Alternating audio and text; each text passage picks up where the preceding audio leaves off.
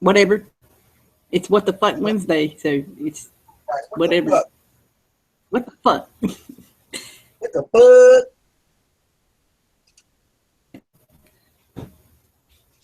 Anything goes. They, it's the middle of the week, so a lot of people's like, oh, God, it's Wednesday. 2 more days till the weekend. Whatever. But the week never ends. It's cool. I know. I never really quite understood weekend. Weak minded. You get strong in the last 2 days. Right. On the weekend. I got a minute buffer on the YouTube, so it ain't even started for me yet. It ain't even been a minute. I sent the link out there to some people, so if you get it and you can join, that's cool. If not, yeah, it's fine too. So, people different time zones and shit. So, it's hard to do a show, where everybody can come in and talk and stuff, Right. So, and I'm my one viewer. No, there's 5. They'll be easy to So, huh? They'll be here. Oh yeah, they'll be here. Yeah, I was talking. Somebody commented on my post about it was about shit. Let me look really quick. Can't quite remember. Apple, Google, and the papacy, and they commented somebody needs to build a new social media platform. And I've talked with some people on here, and Jammer was trying to do something like that, but they say they want to help. So there's just another person that can help there. So, cool. So, I'll talk to him about that, and I talked to him too. And then it's all about who you want to address, and about what you're talking about. It's who you're targeting, right? Yeah. So if this platform is not a big enough target, so what other platform can you really use to hit that type of demographic when everybody's really on here? Well, I've said this before about the media, the your local news networks, try to, however you can do it, put your signal into theirs, like hijack it. You could do that, or, I don't know how to do that shit, but, I know a lot of others do, so, but, that's something we could do too, like on They Live, Right, tap into that. Yeah. Use their signal against them. That would take a lot of hands-on work. Oh yeah, no doubt. But it can be done. They say it can't. Yeah. Either they don't want to do it, or it's too much. Like you said, it take a lot of people to do it. But I know it'd be hard, and you risk getting caught and shit. But what are we doing this for? Gotta ask that. You gotta have some. There's going to be risk involved in everything we do. We risk a lot, even coming on here and talking this shit. But exactly. You can't live in fear like that. That's because that's what they want you to do. They want you to hide and just. We'll call this, suicide conversations or suicidal thoughts about what we talk about, because it's like, man, you got to be crazy or suicide, or you got a death warrant or a death wish to get on here and be anti anything. Yeah. So it's just like, that is the risk, Yep. Depending upon who you are, where you are, and what you say will determine how long you stay. Yeah.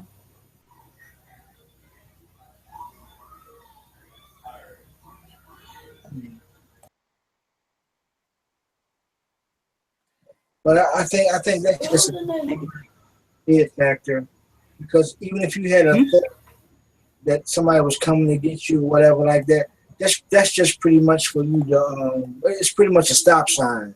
Right. But like I said, if they ain't came and got you by now, after all of the shit you done said about everybody, I ain't Really? taking you Really? No. I mean, until the actual roundup happens. We ain't really got nothing to worry about. And that's sometimes what I'm saying, man. We small fish in a big pond. They ain't worried about us. I mean, they probably are a little, but that's why they keep trying to separate all of us and divide us amongst each other. Turn you against this person and blah blah blah. yeah, you gotta think about it, right? With the European community, the white community, and all that other kind of stuff, it's just like they would probably consider you a traitor to the white supremacy nation. But the real people that's being watched is like Sarnetta. You over 2,000 and 3,000 watches when you do a live Yeah, stream. yeah, Those people are really being cited because you're talking. yeah, You first of all you're black, and then you're talking the shit. But yeah, if you're white and you're talking the shit, I ain't really saying you still got the white privilege to talk it, but it's just not unwatchable. We pretty much not gonna throw no red flag on you because we ain't really ready to do that yet because it would be a stain on our own self.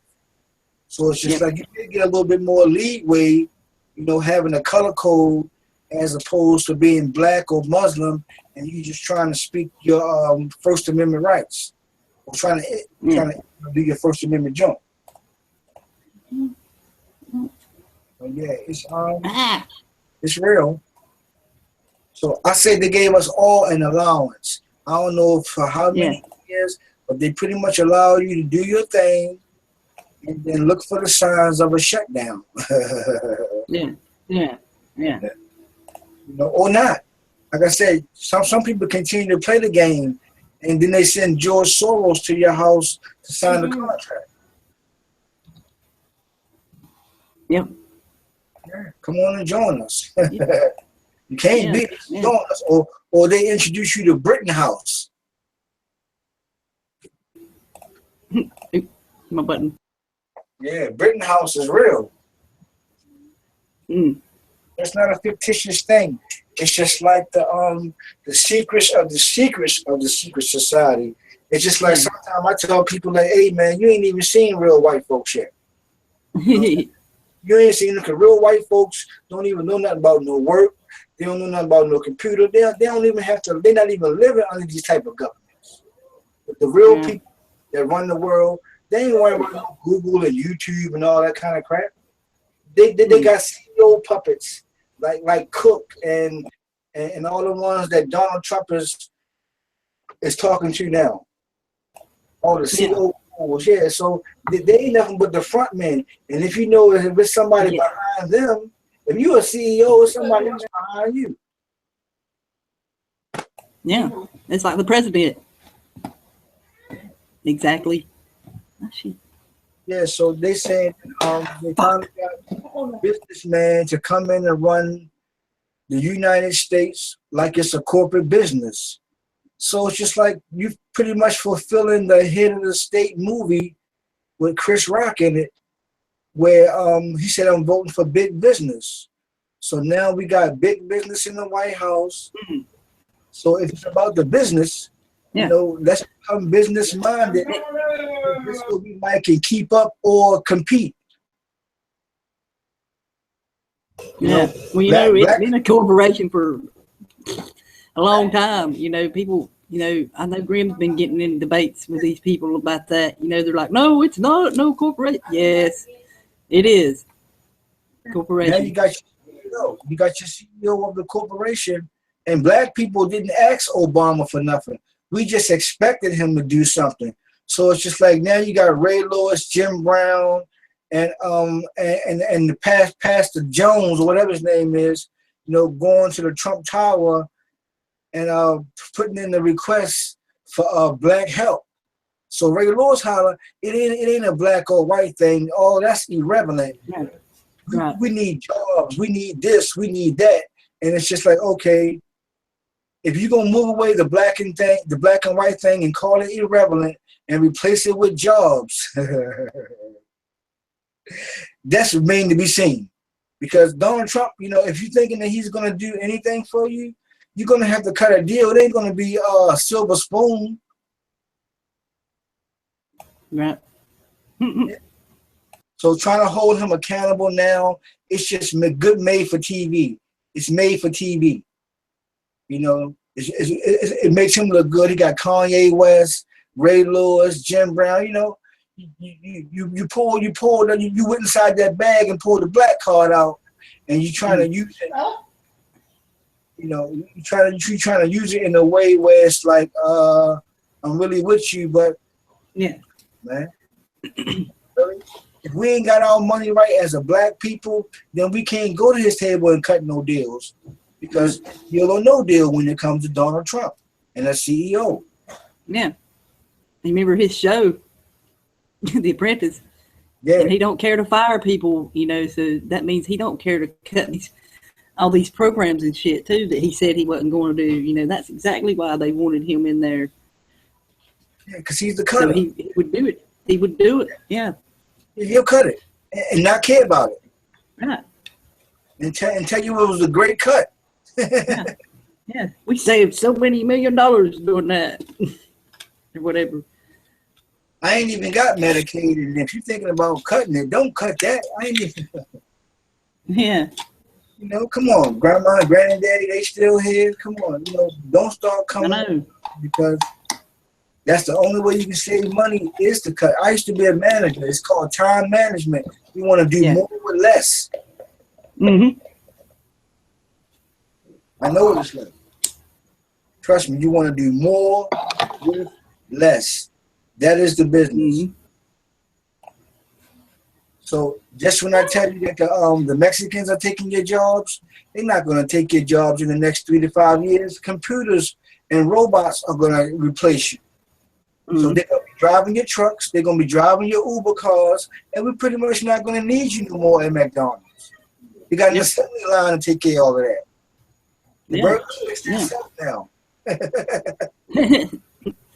I remember, what show was that? Not show, movie. Good Burger. Yeah. Where they had that machine in the back. Yeah. Yeah. Fix everything. Yeah. The full conveyor belt. Yep. Yeah, that's what it was on, is the conveyor belt thing. It's been on cartoons also. So, but that's the one that sticks in my mind most, is that on Good Burger. Good Burger.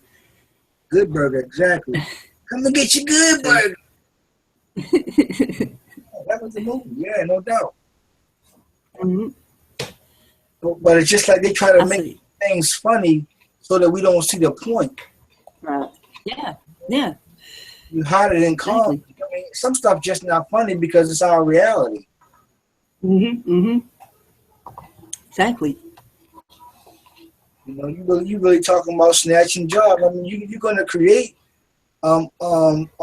assembly lines, which is going to take the people off the shelf. You know what I'm saying? And put 1 or 2 people out there, just to manage the computer, and let the robots do everything else. So it's just like you ain't got to worry about no Mexican or a Muslim or somebody coming and take your job. Like, nah, you're gonna be replaced with robotics. You move too slow. A robot ain't got to take no break. I'm thinking about, suppose they start doing robotic flagging, right? The robot ain't got to take no break. He ain't got to piss. He ain't got to eat. He ain't got to shit. All he got to do is stand there and direct traffic, and I'm pretty much out of business. Mm. Yeah, because I need all these other things because I'm a human. The robot ain't gonna need no jacket when it's cold. He ain't gonna need no vest when it's hot. He don't need that shit. It's like iRobot, there again they were getting you to feel sorry for the robots. Right. So the robot don't care about you. It's got laws to govern him. Yeah, exactly. But that one was self-aware, but still, that's the AI, they want people to upload their brain into these things. Not happening. No, it's not happening. we Not pretty much, for me anyway. I do like that. No. they've been watching us and scanning us for so long that we pretty much have taught the robot everything it already needs to know. That's why I said when birth, Watson comes out, it's going to already have the medical truth, records. simple information. Look at your medical records. You know, I mean, so yeah, medical. That's when it starts at birth. Yeah. IBM Watson coming to a bigger house near you. They gave you a little iRobot vacuum cleaner to go around and get you started off. Yeah, they give you they start you off with little shit. Go ahead and get the little vacuum, get back up and go forward with a little iRobot vacuum. And the next thing you know, that motherfucker transform into a whole new robot. Get your ass down. You're taking over. You know, some more shit like that. That motherfucker stop picking up dust and start chasing your ass. Right. I'll take a minute to say hey to the chat there. 222 Mission, Martin, Renee, Boxy, my sister. Hey, Roxanne. Renee, Grace, and Matt. Hey, guys. And Jammer just joined us here. So. How you doing, Becca? Good. How are you doing? Good. Yeah, not bad, mate. Not bad. Good. Good. How's you guys? Eric, how you doing, mate? He's Blunt? muted. He's Blunt's muted. not in. No, he's not in. There he is. Jam, Teddy Jam. What'd you say, Eric? I said, what's going on, Jammer? Yeah, not bad, mate. How you been, man? I ain't seen you for a while. Yeah, I've been around just a little bit under the weather, if you would use that as an expression. Yeah, same as that.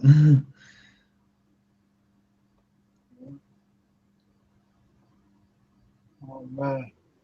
It's good to be back on the live show, you know, sharing the love to the people, letting them know, stay on point, stay close to your family. You know, during these times, this is family time, you know, during these holidays, it's more so about family, more so than the toys and all the other things. It's more so of the community. That's what they want you to think. They want you to think it's all about. That's the one thing that gets me about the holidays. It's so commercial, you know, and like we've said many, many, many times, that should be all the time, not just once, twice a year, you know. You know, some people can't really travel until these times, so we should learn to appreciate and embrace them when you can see your uncle you ain't seen in 5 years, or your grandmother, or your grandchildren, or whatever. Like in some cases, we be too strict or too extreme. You know, trying to be a preacher, teacher, reacher, as opposed to just being glad to see your family. That's the way I'm going at with it. You know. That's funny. I was thinking about that recently, Eric. With families and stuff, you know, trying to sort of tell them this kind of information that we're aware of, and it's just so frustrating, isn't it? I mean, because you know, it's like I saw my dad the other day, and it's just like he thinks he's got a good idea about how the world works and why things operate, and he's actually justifying the war as a necessary part of the economic cycle. Otherwise, things would go to shit. And I'm like, no, it's not really like that. You know, and it's just so frustrating. Yeah, I want to say my sister in the chat said my mom was watching. Hey, Mama. Sorry. Yeah, it's just trying to explain to them all the shit that's gone on. It's just too much for them to bear. But then you, on the other hand, have to sit there and listen to a load of information that's not true, you know, and know that your loved ones believe shit that's not true. You know, and that's equally as you know, frustrating. Right. Yeah. Yeah. Because you would want them to be on your level, but you got to think about it. It may not even be safe for them. Think about it. I don't need my pops going around talking about what I'm talking about. I'm young and I'm radical. I can maneuver. I don't need them doing that for real. What's that, my boy? That's it. Yeah, actually, that's a good point, you know. Oh, 80 years old as well. I mean, it's like all of us guys, all of us truthers, in one way or another, when we really are disconnected from the main world. You know, we don't have to interact with it like other people do. And if they knew, and if my dad actually knew the information that I knew, he'd shut down. His life would fall apart. Right. You know, I mean, it's going to happen anyway. It's just, I suppose it's better that it's not me that does it. It's like, me with kids, you got to, interact with the school system. So, yay. We all know that's fun. But anyway, my boy, he gets attacked by the religious kids at school, Christians, so they call themselves. But, they're not. If they put down on somebody like that, that's not their definition of Christian. It's not very Christian of them, is it? The way they put down on people. Well, that's not really Christianity. I mean, the true Christianity. You know what I mean? All the Christians believe. Yeah, no, I hear you. But what it is going on in the background. It's the ego, and it basically, it just, we all have an ego, and it's like if someone pushes your button, and it's very easy to do if you hold a false belief system like Catholicism or Christianity, or any of the religions for that matter. It's very easy to push their buttons because it's a mind science, and there's literally loads of buttons waiting there to be pushed by anybody else, and they can't resist, but the ego kicks in and they have to defend themselves and attack someone else, because what you've done basically by what you said is you've basically diminished them, or you didn't realize that you did, but in their minds they now feel lesser than you, so they have to now put you down. And that's the way that it works. Yeah. That's exactly kind of like what he said too, but in teenage words. No, that's exactly. I mean, it's a mind poison. It's just like I mean, human beings are very similar to a computer on the intellectual stakes. If you put bad code into the computer, it won't run properly, it won't operate properly, it'll break down, it won't perform. And that's exactly the same thing with a human being. If you put lies into the mind of a human being, it won't perform properly, it'll break down, it'll react. And the way that it reacts is emotionally, violently, aggressively, in pain, because that's how human beings try and reach out to other human beings in this world. Yeah. Because if you actually, it's like, I was just thinking over the past few years, I mean, it's like I laugh to myself every time I meet somebody new and they say to me, how you doing? And I say, oh, I'm fine, everything all right? Yeah, no worries. I mean, my life's total shit, really, and I'm not doing all right. But, it's like, but if you actually tell people that, they have this big sort of expression comes over their face. That was the wrong answer. That's like my video. Like my video I done yesterday. I said pretty much that, ain't everybody's life complicated, So, yeah, I mean. It's just funny, it's, but, so I just continue to say to people, yeah, I'm fine, everything's all right. It's bigger than life. It's like, and they'll only miss you when you're dead. What happened to Javaphone? I hadn't seen him for ages. Oh, he's dead. Oh shit, man! Why didn't you say something? It's like, it's like, when an artist dies, automatically their works are masterpieces. Yeah, that's right, isn't it? So, like, goddamn, that would have been nice to see when you were alive, would it not? It's like since Prince died, they played that Purple Rain about 1,000 times on the karaoke machine, and people get up and sing it. It's like nobody ever bothered before he died, It's like, just once in a blue moon. Yeah. Never bothered before he died. I mean, Biggie said that you're nobody until somebody kills you. Yeah. So funny. I mean, you got to think about it, right? Kennedy was a great president, but what is he known for? Being assassinated. Yeah. Right? Ain't that crazy? He did a lot of other shit, but he's known for being assassinated. Google Kennedy. The first thing pop up, how he died. Assassination. Yeah. Yeah. Same with Lincoln. Right, exactly. He did a lot of great things, but pull him up, death. Death is the first thing you find out about his ass. How he died. Not how he lived or what he did to help people. Right. That's what popularity is. Whatever part of you is popular, that's what's pushing.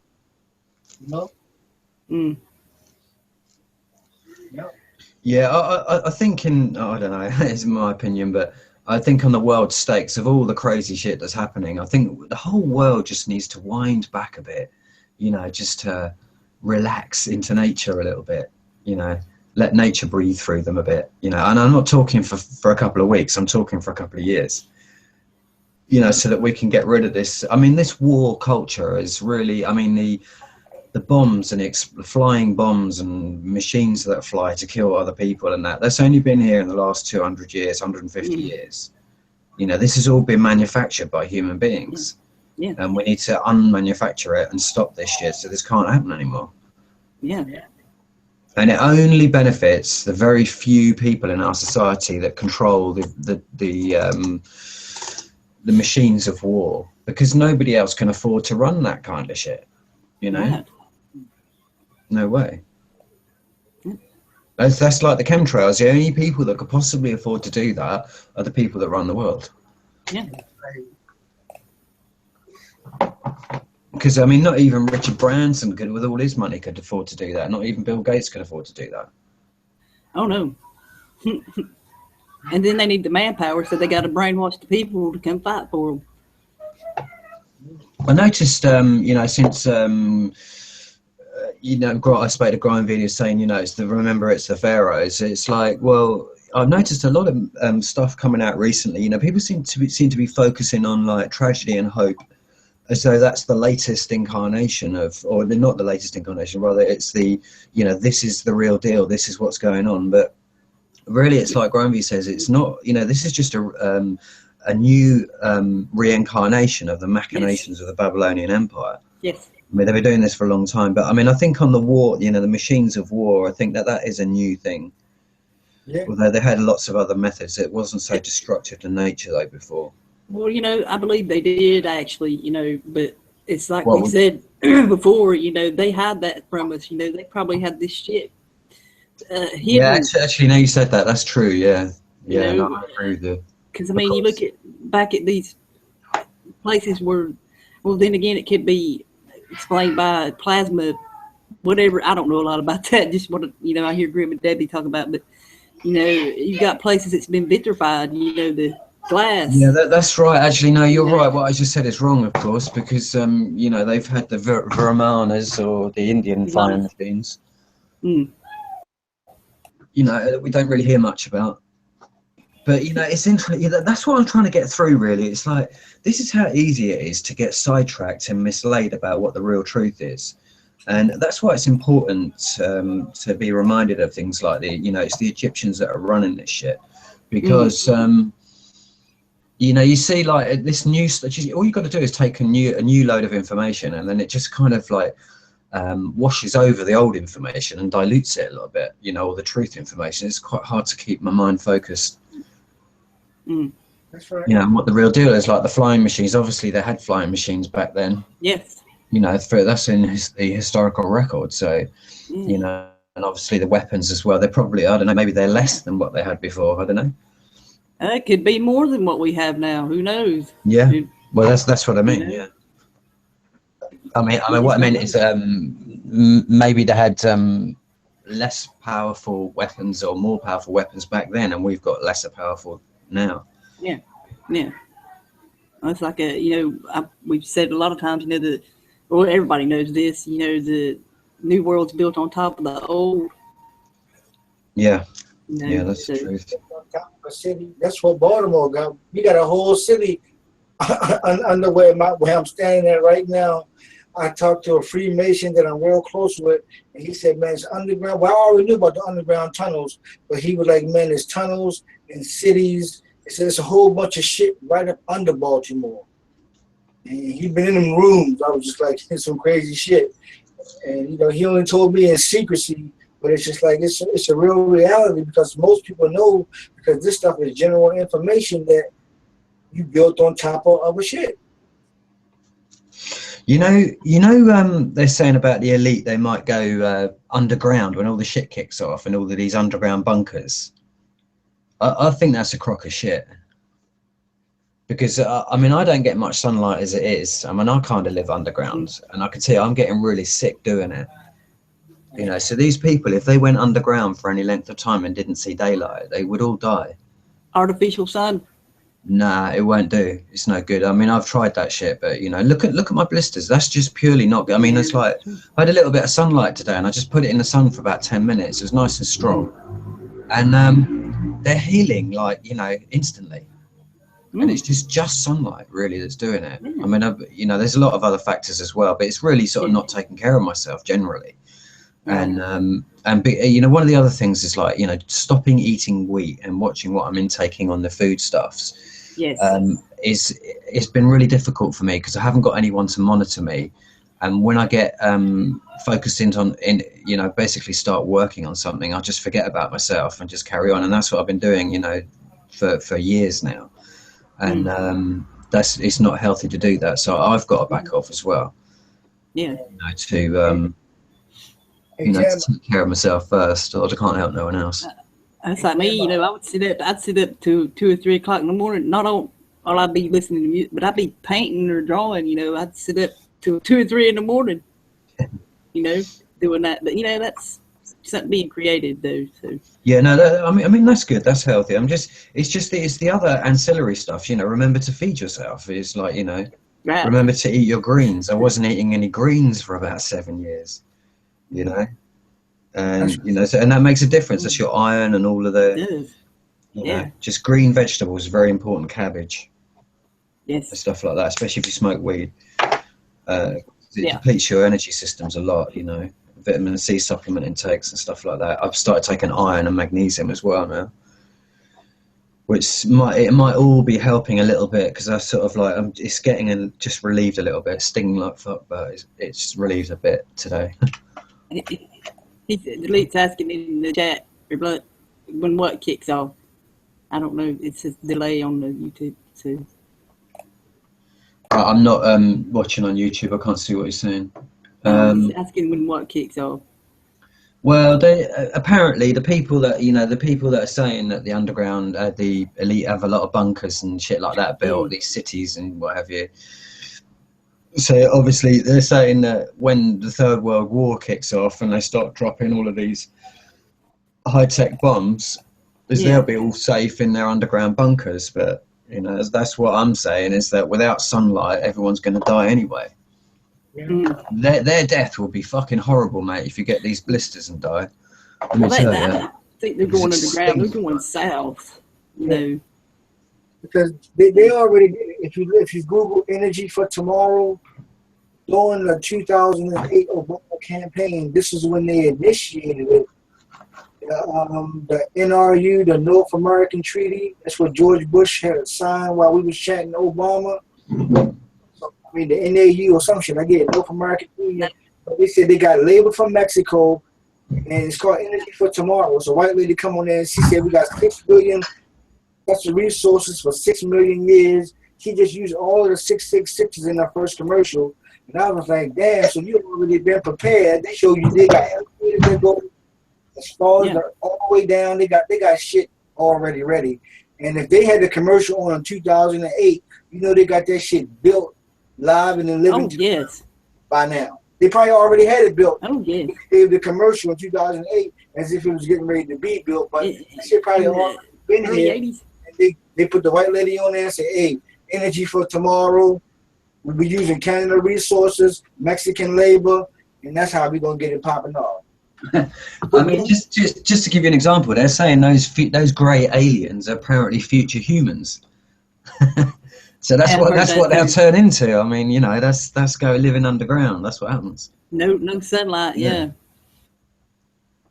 And you got to think about the movie Legend with Will Smith. How did they look with no sunlight when they came out of the school or whatever like that? I mean, look at David Rockefeller now. He looks like some kind of monster, doesn't he? Yeah, he does.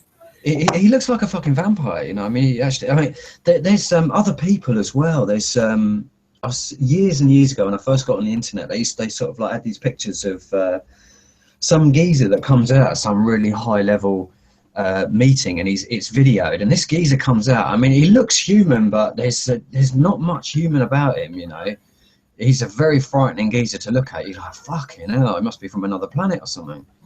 There's like this lucid grey sort of like horrible face. What a white grey face he had. Right. Yeah. It was just. I wish I'd have kept the picture. I could have showed it to you, but it's just.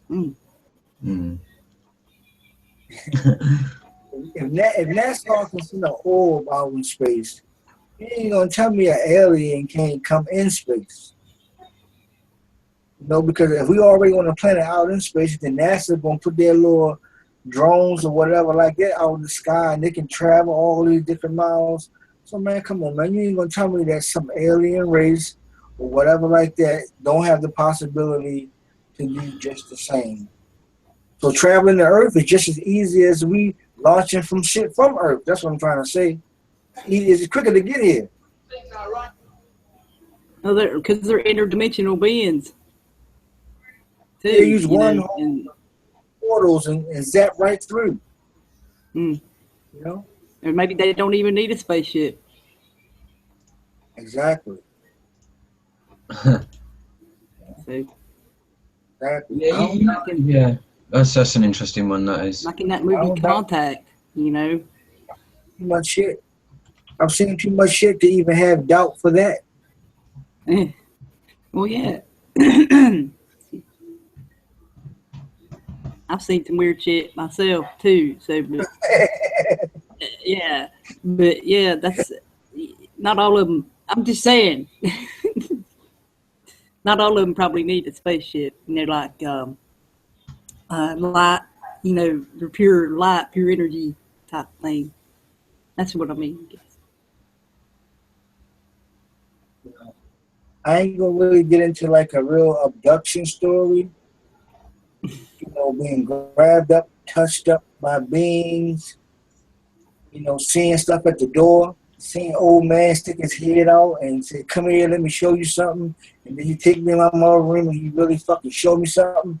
It's just like, you know what? Hey, I ain't taking nothing off the shelf. I done seen too much. Too much. And as an adult, I ain't lose none of my sight. You think you lose it when you get older? No, that shit is increased for me. Oh yeah. Increased. And there's no off switch. There's no off switch either. Right. After that. So, you know, if really intergalactically connected, then hey, I'm not surprised that people are seeing aliens or they believe in that shit, because a lot of shit is connected more so than we think. That's like people that took the DMT, you know, when they did them experiments, you know, they all seen the same being. So. Well, they took what back? DMT. Oh, DMT, right? Yeah. Yeah. Yeah, I've never done that. I haven't either. But that's you know, it's naturally occurring in your brain, so you know. Yeah, you know what? I wouldn't recommend doing anything artificial. I would only do natural substances. Because apparently that Gnostic Media guy was saying that, or not him, one of his guests was saying that, you know, these people go fucking crazy, mate. You know, that once you've done too much or too strong, you know, it might not be everybody, but some people are susceptible. And, you know, you basically cook your brain and you never come back. You know, there's one woman said that she's like, her bones were melting, you know, when she did these, this LSD or whatever, you know, it's all lysergic acid. I think I saw that on one of Delete the Elites thing. You know, but, I mean, that's the kind of shit that's going on. So, you know, I mean, that's scary shit. I watched that shit. I'm like, oh my god. Yeah, boy, they got some fake weed called Scooby Doo or swag or whatever that shit is called. And my nephews and family members were smoking that shit, and they were seeing shit. I turned around, I looked at my nephew, and he was chewing his fucking palm of his hand. And I'm like, yo, what the fuck are you doing? Oh, my God.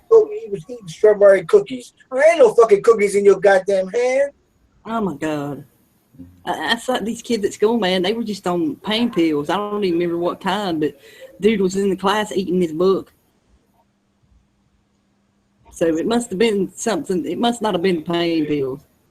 But, that's what they told us at the time. So it was probably LSD or something like that. No, they sell you some shit at the gas station to smoke. It can't be right. No. If the gas station got it, it can't be right.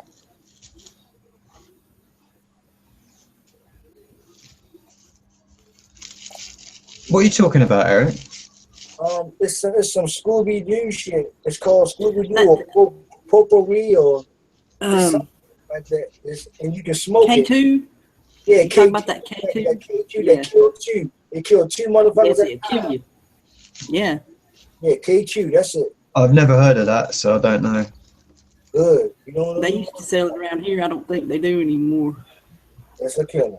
It's like that Professor Griff was talking about that Molly. That there's a drug called Molly now you can get, which has got crack, cocaine, a bit of ecstasy, That's a from bit the of 60s. acid, and That's from the there's what 60s, else in man. there. That ain't nothing new. Yeah, but that shit, mate, his fingers are rotting away Yeah. on his hands, and he's still taking it. They got some candy out here. My man called it candy. They got some candy out here, boy, that make you see that shit. Sure enough. And these are $10 poppers.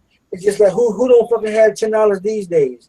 And then when you take the pill, it pretty much reacts off of your emotion. So if you're an angry person or you mean or you happy, that's what it's going. It got the same effects as love boat, pretty much, right? Well, the control system is well aware that if you suppress a human being from birth and you deny everything good that the human being has ever done and scold it every time it's been bad or what is perceived as bad, then by the time they get to 14, 15 years old plus for the rest of their lives, you need to supply them drugs. Yeah. Because otherwise they're going to go fucking crazy. Yeah. That's why. Ritalin is the first drug they want to supply you with. That's why you need the alcohol out there. Need to have 24-hour access to alcohol. Because some people need to have a drink. Otherwise they're going to explode. They're going to go and kill the nearest policeman. Right.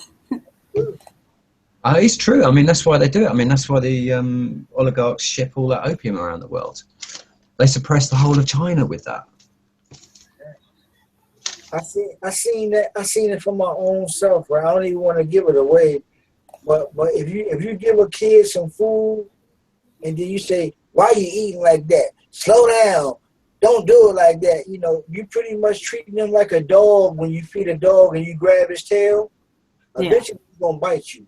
So I don't encourage anybody to scold their children, over no fucking bullshit. Don't eat that way. Don't chew that way. That's some bullshit.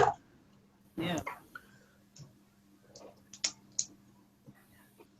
That's some bullshit. Yes, it is.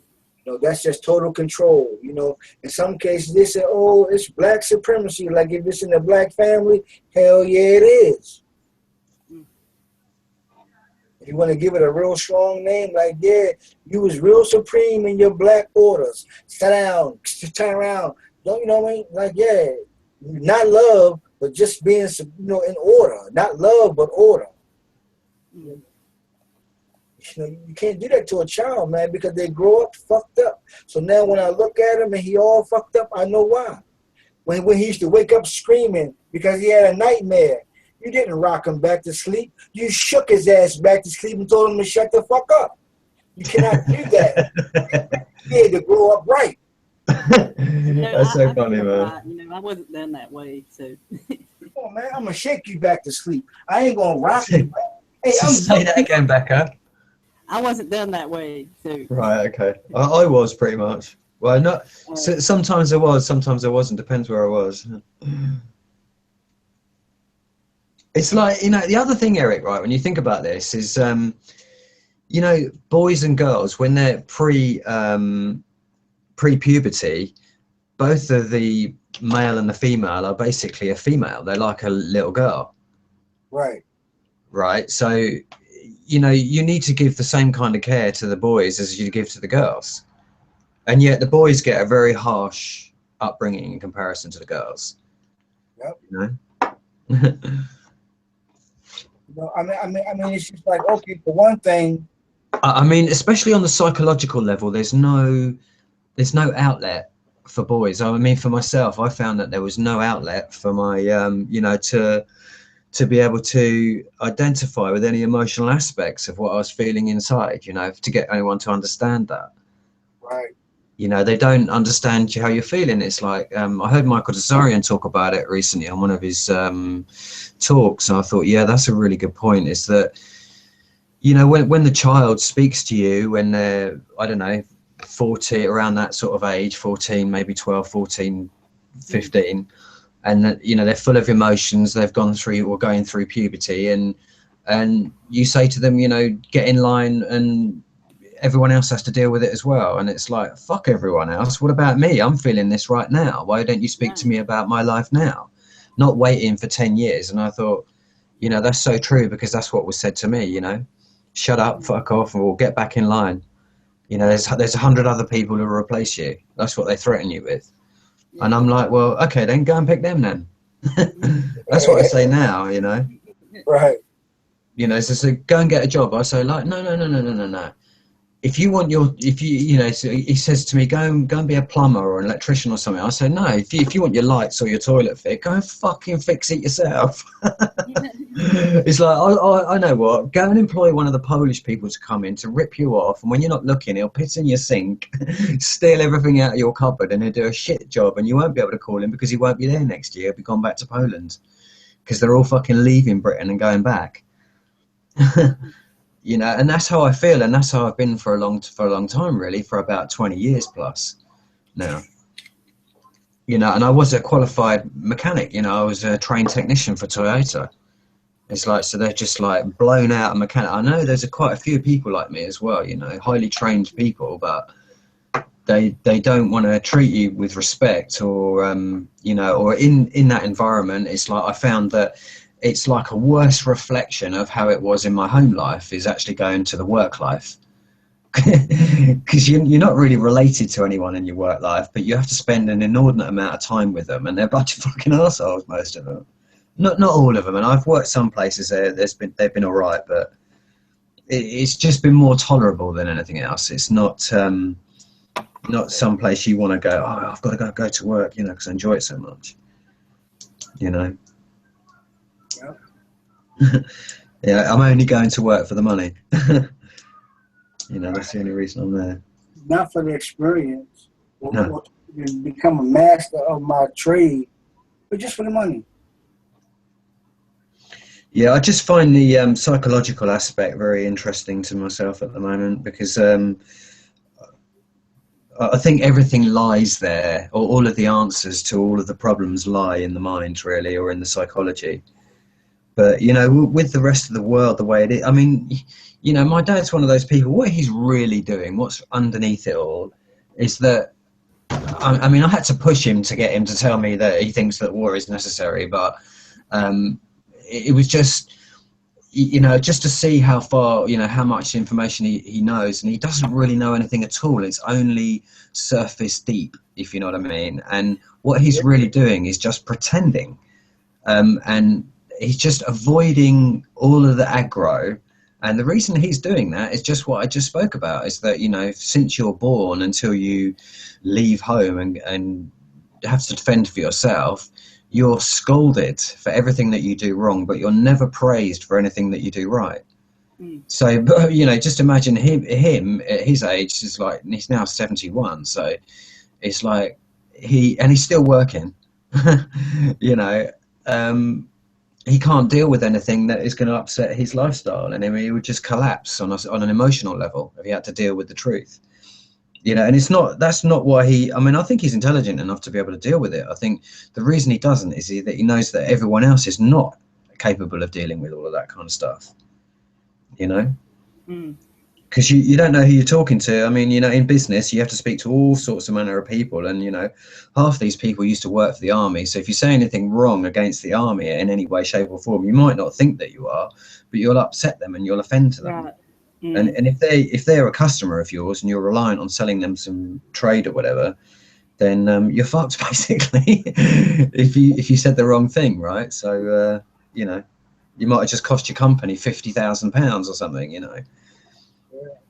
That's So, why so they all pretend. They all just go along to get along, and no one wants to rock the boat and upset the apple cart, as though it's actually going to save them. But I mean, I got to the stage where I'm like, fuck this, you know, after 25 years of being a fucking slave as a mechanic, you know, and I can't afford to put a roof over my head, i.e. I can't afford to buy myself a house, I mean, even a modest one.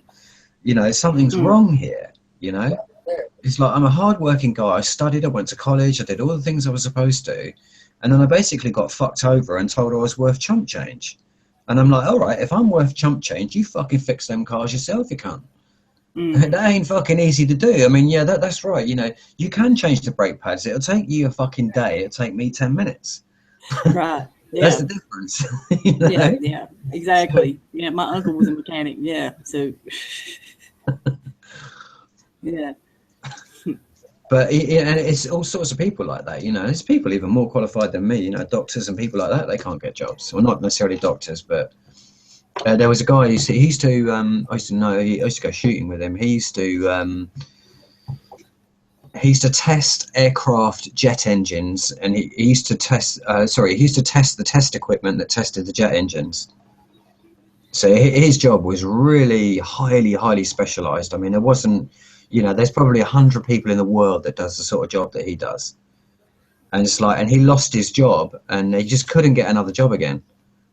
And he was like this, you know, doctor of fucking engineering and knew all of this stuff about vibration and all of that kind of stuff. And he couldn't get a job, you know, and he was having a hard time. And there's a lot of people like that out there.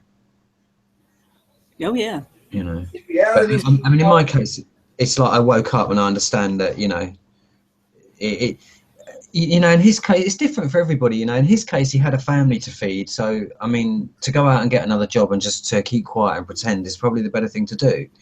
Whereas in my case, I haven't got anyone relying on me, you know, so I can say fuck it, basically. But if I had to have mouths to feed and stuff, I might not be able to. Yeah, it's like I think reality. Well, I can speak for myself. My reality and the harshness that I have allowed or embraced, or what the fuck ever, because it's what the fuck Wednesday. Yeah. You know Is it? Oh, is that what it is? Right, I didn't know what it was. Direct shit. Yeah, and Rebecca and family. It has a direct effect on my dreams and my meaning to soar towards my dreams. You know, because it's like you get to an age limit and you be like, man, dreams are for suckers. You know what I'm saying? And I ain't really got time to even fulfill those dreams or those special hopes that I might have had when I was a teenager. You know, you probably, I don't know if you wanted to be a mechanic, but you said you was a mechanic for 25 years. And that seemed like to me you was fulfilling a dream, or a dream was fulfilled. But I'm thinking after you get in your 40s, it's like, can I still be a mechanic? Or can I still be, I don't even know what I don't even know what I want to be or what I want to do. Yeah. So I'm actually in a real limbo. You can be, it don't matter your age. In some fields, though, it's hard to get a job, but, you know, you can start your own business. What's the next level? You know? What's the next thing for the Truth for Life, the universe, a.k.a. Shiri Nosadam, right? What's my next step? My pops is still here, but he retired from his job, so he ain't thinking about the next step for his GDP, you know. Yeah, mechanic's a young man's game, though. It's not something an old man would want to do. I mean, I can't even do it anymore physically. It's so demanding. You know, you Yes, have to, that it is. Yes. You have to get down on your knees and stand up and jump up, you know, 1,000 times a day, and that takes its toll. You know, do that 5 days a week and then do it 4 weeks a year. Plus, you know, my uncle, what happened to him, this was when he was younger, he had a car fall on him and break his back. But he still kept at it when he got better. Yeah, was he working for himself or working for someone else? Yeah. He was his own mechanic shop. I mean, you see, that's funny. I mean, if he was working for someone else, you could say, fuckers, you know, they're slave drivers. But even if you're working for yourself, you can't afford to stop working because if you do, you're fucked. Financially. Right. So, I mean, this is what's wrong with our world, is the money. Yes. And the money is driven by the property, the idea that you can own the earth. We're only passing through. we're really just caretakers for the earth for the future generations. Yeah.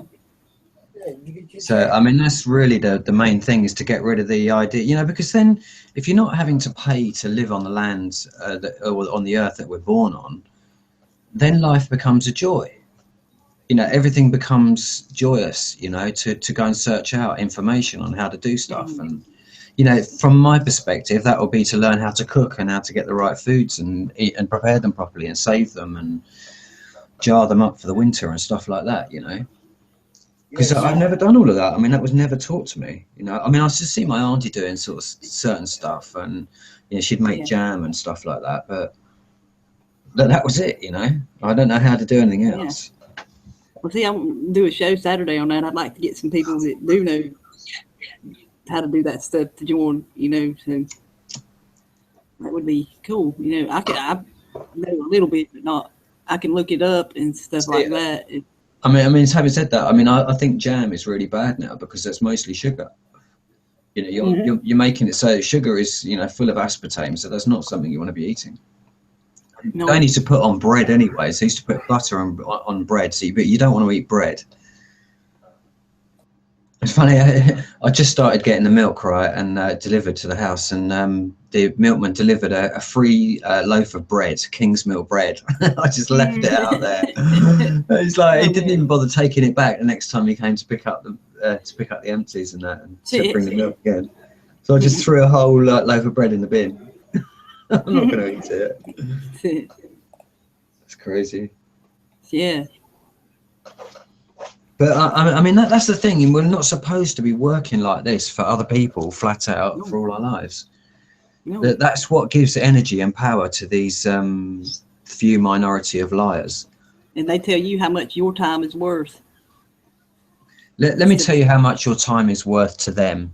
Yeah. I worked out that I worked for as a mechanic, and then I worked for a computer company. I did a few different things, but I worked for a computer company for a bit that jumped up the money a little bit. But I earned what I was worth was not what they paid me, but what they charged my hours out at to the customers. Earned in 25 years, earned the United Kingdom in one way, shape, or form £11 million. So what I'm going to say to you now is that this applies to every single human being on the planet, and all you guys on the panel as well, and all the people listening, is that you're actually worth, in 25 years, about 11 million. That's what you will earn for them. That's what they charge your hours out at to the customer, you know, as an average. And that was manual labor, you know, just to give you an idea. And that's kind of, those figures are accurate as up to about 2005, roughly. Yeah. Because I haven't worked it out what it would be today, because they've devalued the currency. Or the English pound doesn't buy as much as it used to. So, but that's what everyone's worth. So, you know, you go there and they pay you, I don't know, £6.50 an hour. That's what I got in my case when I started as a fully skilled mechanic. That's what I was earning. It was just shit, really. When I think back about it now, it's just, you know, unbelievable. But I mean, this guy told me that mechanics are supposed to get 1/3 of what the price that the garage charges out to the customer at. That's what his salary should be. Because he has to supply his own tools, you know, and it's a demanding job, and he needs to save for the future and feed his family and stuff. Right. But, you know, I mean, he can't afford to do that now, so his missus has got to go out to work as well and earn money. Otherwise, they can't afford to put the roof over their head. Yeah. So this whole idea of having to spend, you know, having to pay money to live on land is wrong. That's what needs to go. I don't know how we're going to stop that. Yeah, we'll we keep bouncing around ideas and things, you know, we'll figure it out. I just think a whole lot quicker way would have been 10 years ago is to get everyone get their guns out and go and fucking shoot the bastards. You know, all the people in the uniforms, all the assholes, just shut the fuck up. We've had enough of your bullshit. Here we go. Boom. Goodbye. But they got rockets and tanks and missiles and all that stuff too. So and we don't. Yeah, they ain't got that money though. No, they can't take on the whole country. When a whole country's coming towards them, they won't be able to stop that. you won't get all the people in this country to do that. You know, not all of them anyway. You know, If you could get 5% of them that would do it. Yeah. Even 5%, but they managed to get that 5% either in the army or in prison. You know, that's the percentile of the people that would probably rebel against the status quo. Right. The system has got that well managed, you know, ahead of time. They know that there's going to be. I mean, if you think about it, there's a quote that I've got to go and find it now. I've got to read it properly. There's a quote by Thomas More. Thomas More. No, but I can't find it. Quotes. Let me see if I can find it.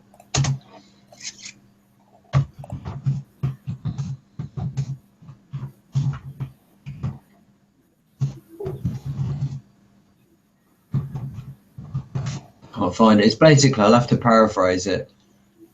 Here we go. It's right. I don't even have to click the link. It's on the. Hang on, now I do have to click the link. They on the links now. They give you sort of one line of the information that you're looking for, and then it changes it to another one. I was going to read that to you. I'm glad we didn't. This is Thomas More, and he's from, I don't know what period that is. Let's go to Thomas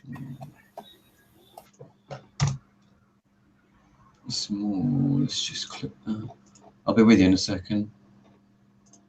I just wanted to get the period because I can't remember. So that's 1478.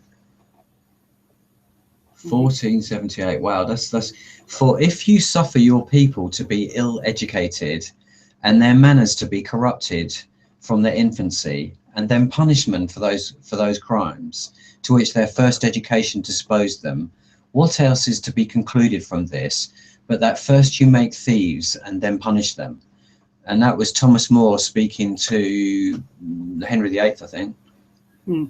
And the Pope and people like that. I mean, I don't know if it was the Pope. I think it was Henry VIII. But, you know, that's 1478, this guy was saying that. And that's exactly what they do, is they basically raise us with no education. So we're in chaos growing up with all the wrong information.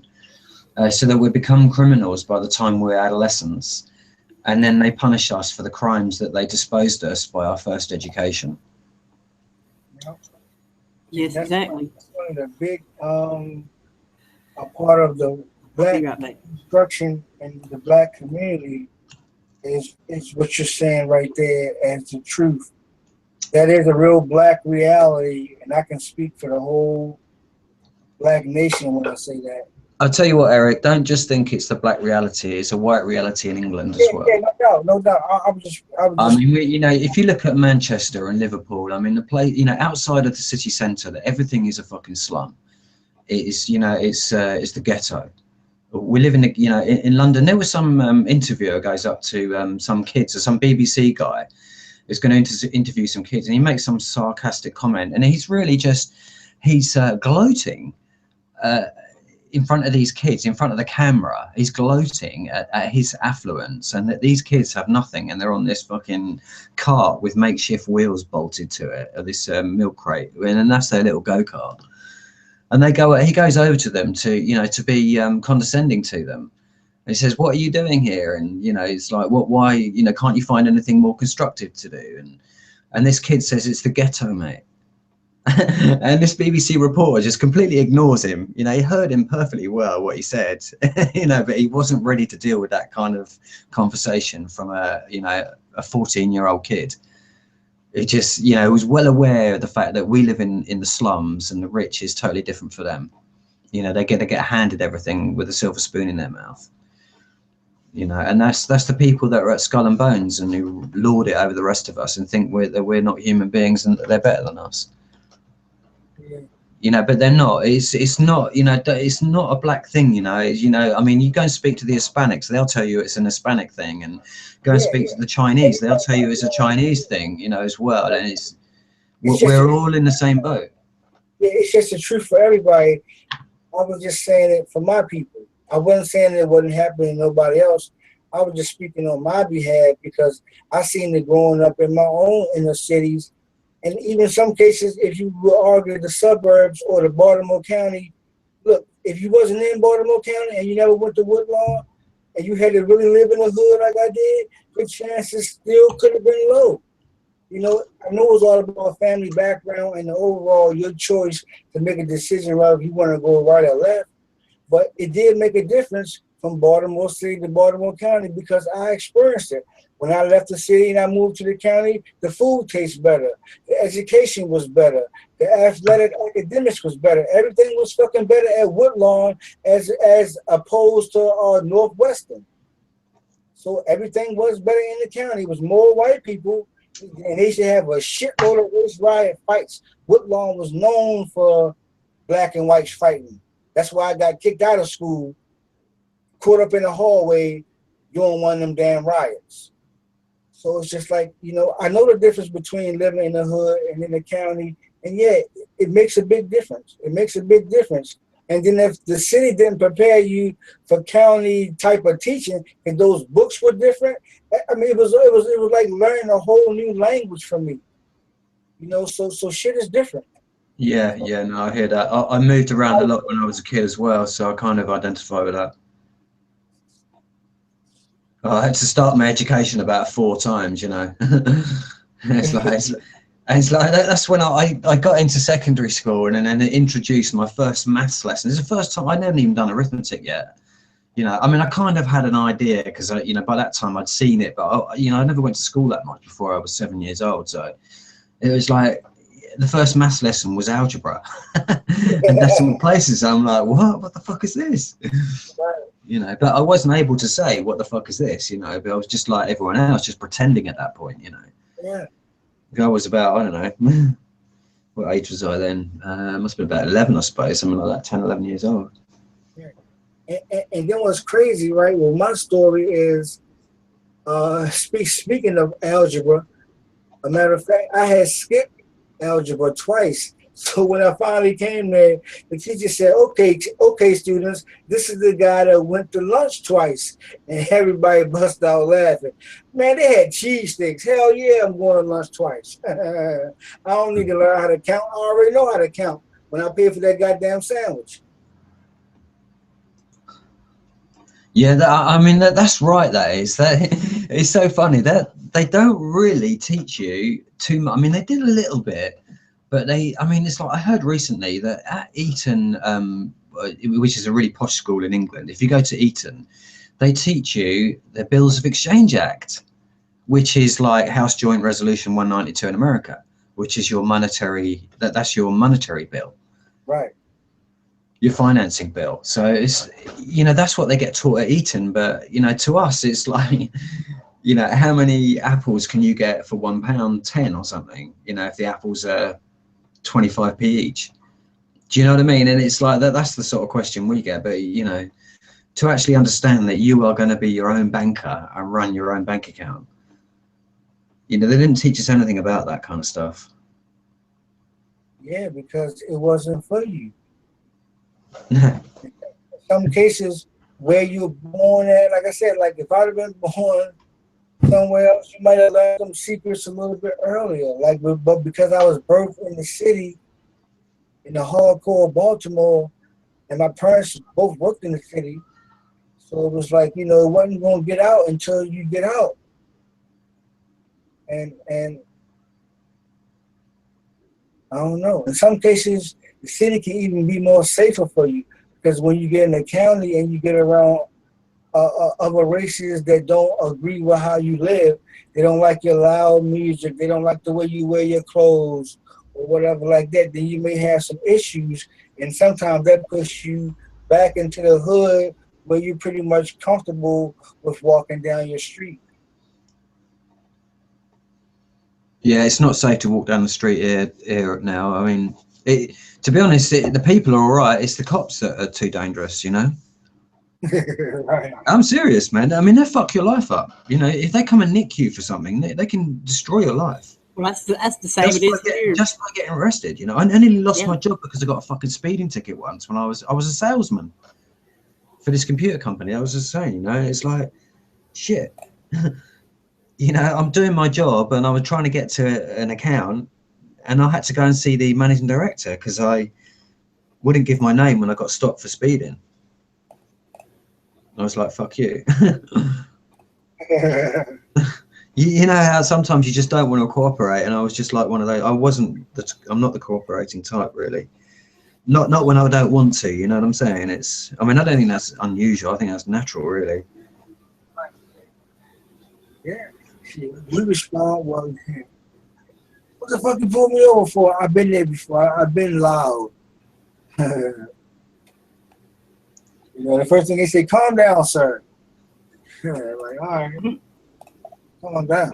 Oh, do you know what? I must be carrying too much energy at the moment. I went to the chemist to get this cream to try and put it on my hands to help this fucking blisters heal, and she wouldn't sell it. I had this sort of like postmenopausal frumpy woman who just like took one look at me and didn't like what she saw, you know, and from that moment on she wasn't going to help me, you know, and then she infected her boss, who then came over and spoke to me and now backed up her employee and wouldn't sell me something. And I said to her, look, I said, I'm only going to go to another chemist and get it because you won't sell it to me, you know. And I had a little conversation with her to let her know that I wasn't some kind of dumb shit. I knew what I was doing, and just give me the fucking drugs so that I can try this shit, you know. And she just wouldn't sell it to me. I was like, and it was all over. I don't know. It's kind of just, I'm embodying this energy as I walk around, you know. It's not fully embodied yet either. God knows what it'd be like when it's really fully there, you know. Yeah. But it's like that. There is a spirit to the beast. It is alive, this beast. You know, that's what I'm trying to say to you. It's like, and I experience that on regular occasions. And most of the time, I'm able to just, you know, let it wash off me. You know, I'm not really. I just avoid it. But when you need something like a potion, as it turned out, it was a load of shit. I just wasted my money anyway. I had to go somewhere else and get it. But maybe it was the universe trying to tell me something. Not to bother. Maybe I wasn't listening. Or maybe it was. You know, maybe everything worked out the way it was supposed to work out because you worked it like that. Well, it's like, you know, when you're going to town or something and you got two ways to go and something says, go this way, don't go that way. And then you find out later, at the time you were going that way, you find out there was a bad wreck or something. Yeah. That direction, you know, that type of thing. Happens a lot.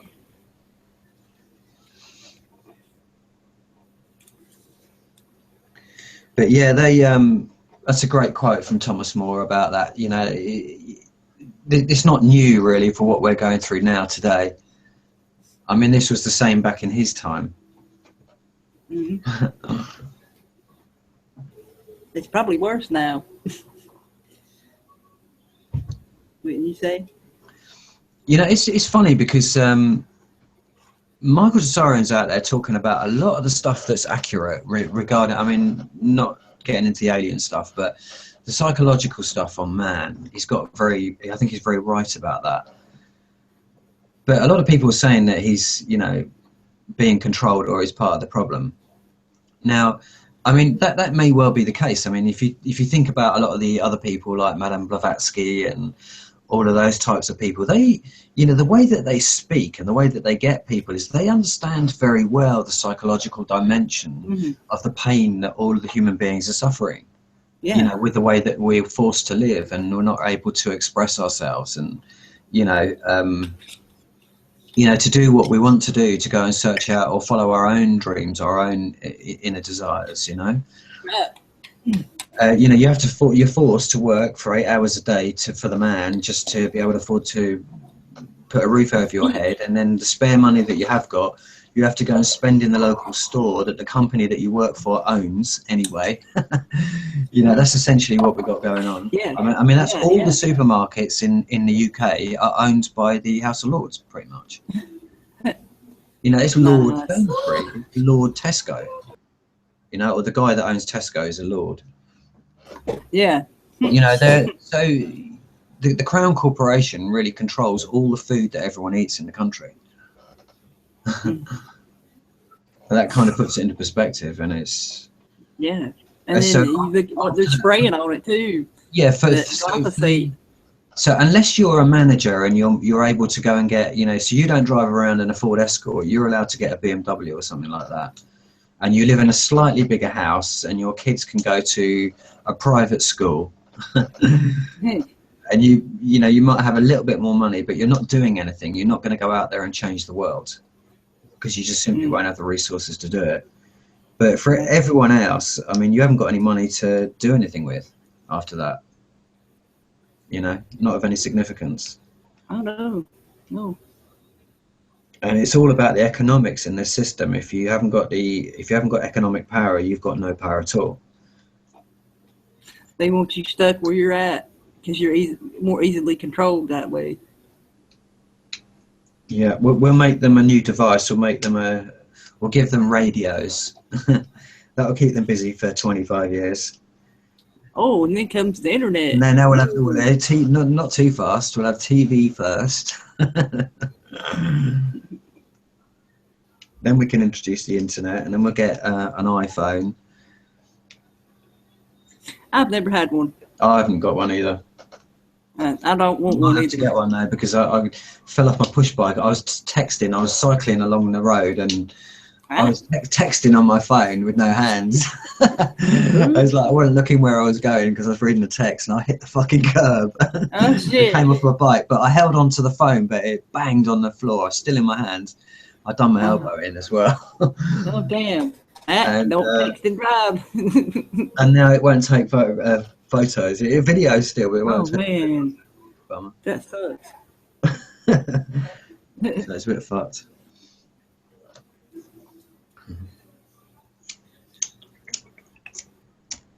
I just got a cheap prepaid. So Yeah, I got a pay as you go. yeah. I tell you what, I can't recommend pay as you go enough. It's 10 times cheaper than a contract. It is. It is. You know, because like for about 3 years, I just didn't use the phone, so I'd only spent £10 in credit. That's me. And normally I would Yeah, have spent 500 quid a year.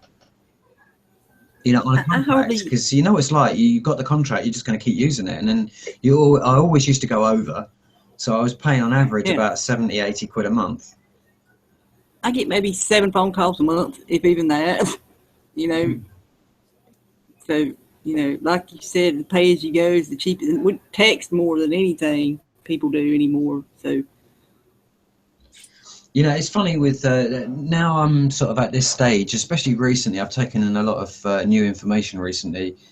I can begin to see a pinnacle to all of the electronic gizmos that we've got available. Is really all a part of the control system. Is that if you look at it from their point of view, if you're the most powerful people in the world, you're terrified that you're not going to be the most powerful, but someone's going to come and kill you. That's what you're worried about. So the first thing you want to know is everything about everyone on the planet. And how do you do that? So you have to give them all a device so that everything that they do, every communication that they have, every email that they send, every form of telephone conversation, every video interaction is recorded. Well, you know, they really don't need the phone to do that. You know, like we said, you know, you go in any store and they've seen you. Yeah, I mean that's total surveillance is total surveillance around, you know, everything that you do, every shop that you go in. Yeah. I mean, like we said on the beginning, me and Eric, you know, they don't know who you are. I mean, that's why I'm just like, I don't care. I care, but you know, they don't know who I am. So why try to hide who I am from them? You know, because they can easily find that out anyway. Even if I did try to hide, you know. You know what hide. You can't hide from this system today. No, because you can't Oh, I hide mean, from you them. can, No. but it's, you know, you're going to be, you're going to be living in, I mean, you'll be living in the times of Thomas More in the 1470s. I mean, that's back in the 1400s. If you try to disconnect from modern society, I mean, that's no use of money, and you would be back to barter and trade, and living off your manual labour. So that it's just very difficult to do today. And you've got to be presentable when you go out there. If you start to look, I mean, I'm looking a bit raggedy at the moment because I just run out of money, and because I'm working on this project, trying to get this project complete. So it's like people treat you differently when you're not up together, you know. Mm-hmm. When you're not prim and proper, they don't interact with you the same way. Right. Because you're on the fringes of society. You know? You ain't booted. You ain't suited and booted. You may pretty much get ready to get rid of it because the suits is coming in now. That's what we're seeing in America. It's all of the suits, all of the corporate business suits is coming in to run America, and it's about to get real. I mean, we could be getting ready to make some money, but it could, but at what cost, right? What is it going to cost us? How many people are going to have to die just for him to create more billionaires? Because he said that was one of his plans, is to create billionaires, and most black people have been waiting to be a millionaire, billionaire, or whatever. So that's why you see a lot of people. That's why they bring out the Ray Lewis and stuff like that. You know, just to kind of make you think, like, okay, this is a good idea to get into Well, this you know, billionaire. how he's going to do that, Eric? He's going to do that by cutting out all these programs for lower income people and eliminating them. Yeah. You know, that's going to, you know, they won't be able to survive. So, you know, that's how he's going to make them billionaires or millionaires or whatever. You know, it's funny. I think that the billionaires could probably be the biggest threat to the control system, but they'd all have to work together to do it, because individually, none of them, even if you're a billionaire, you haven't got enough money to take on these people, because they're gigatrillionaires. So they just simply outspend you, you know. You got the CEO of Exxon about to be the Secretary of State. Really? I know. Exxon, man, they dump all that fucking oil and shit in the water. Really? He gonna be the Secretary of State? Wow. So this is what I'm saying. You're bringing in the money. You're moving money. You're pushing numbers. That tells you right there, folks, before Trump even sits in that fucking chair, mate, he is totally 100% working against the rest of humanity. Yes, and he has been since he started the campaign, you know. If you're if you're any sort of decent fellow, you know, to be, you know, the head of a country, which is what one would expect, all of us sort of like, you know, semi-middle classes, you know, we would expect that somebody like that would be conscious of the fact that he wouldn't want, you know, a bad, you know, it's bad publicity at the fact that his Secretary of State used to work for the company that poisoned the Gulf of Mexico. Yeah. You know, and probably deliberately. Oh, it wasn't them actually; it was BP, but you know, it's Exxon, isn't it? Exxon Valdez. Exxon Valdez. Yeah. That was Alaska, you know, they did, and everything else. So that tells you there. I mean, there's no way that they're even going to go against that agenda. There's going to be no hydrogen energy revolution. Not with the ex-head of an oil company sitting on the reins of power in the White House. Yeah. And bringing in the suits, man. I mean, it looked real good on TV. They're looking like the Four Horsemen when Ric Flair. Oh no, the New World Order with Hulk Hogan, Randy Savage, and all the motherfucking wrestlers out the back. It was like, join us or we beating you. I remember when they had everybody in the ring in Nitro, and they were like, who want to join? Oh, I do. Who don't? And then they got beat. So it's just like, yeah, you start bringing in all the Hollywood superstars, all the glamour ones. Like, yeah, just for the selfie or the self-feed.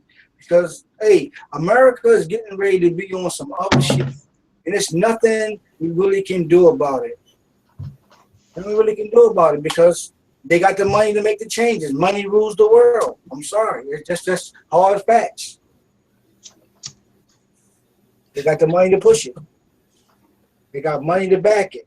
If the government shut down, look at all the CEOs he got money to back. Well, hey, let me get a couple thousand. Let me get a couple hundred.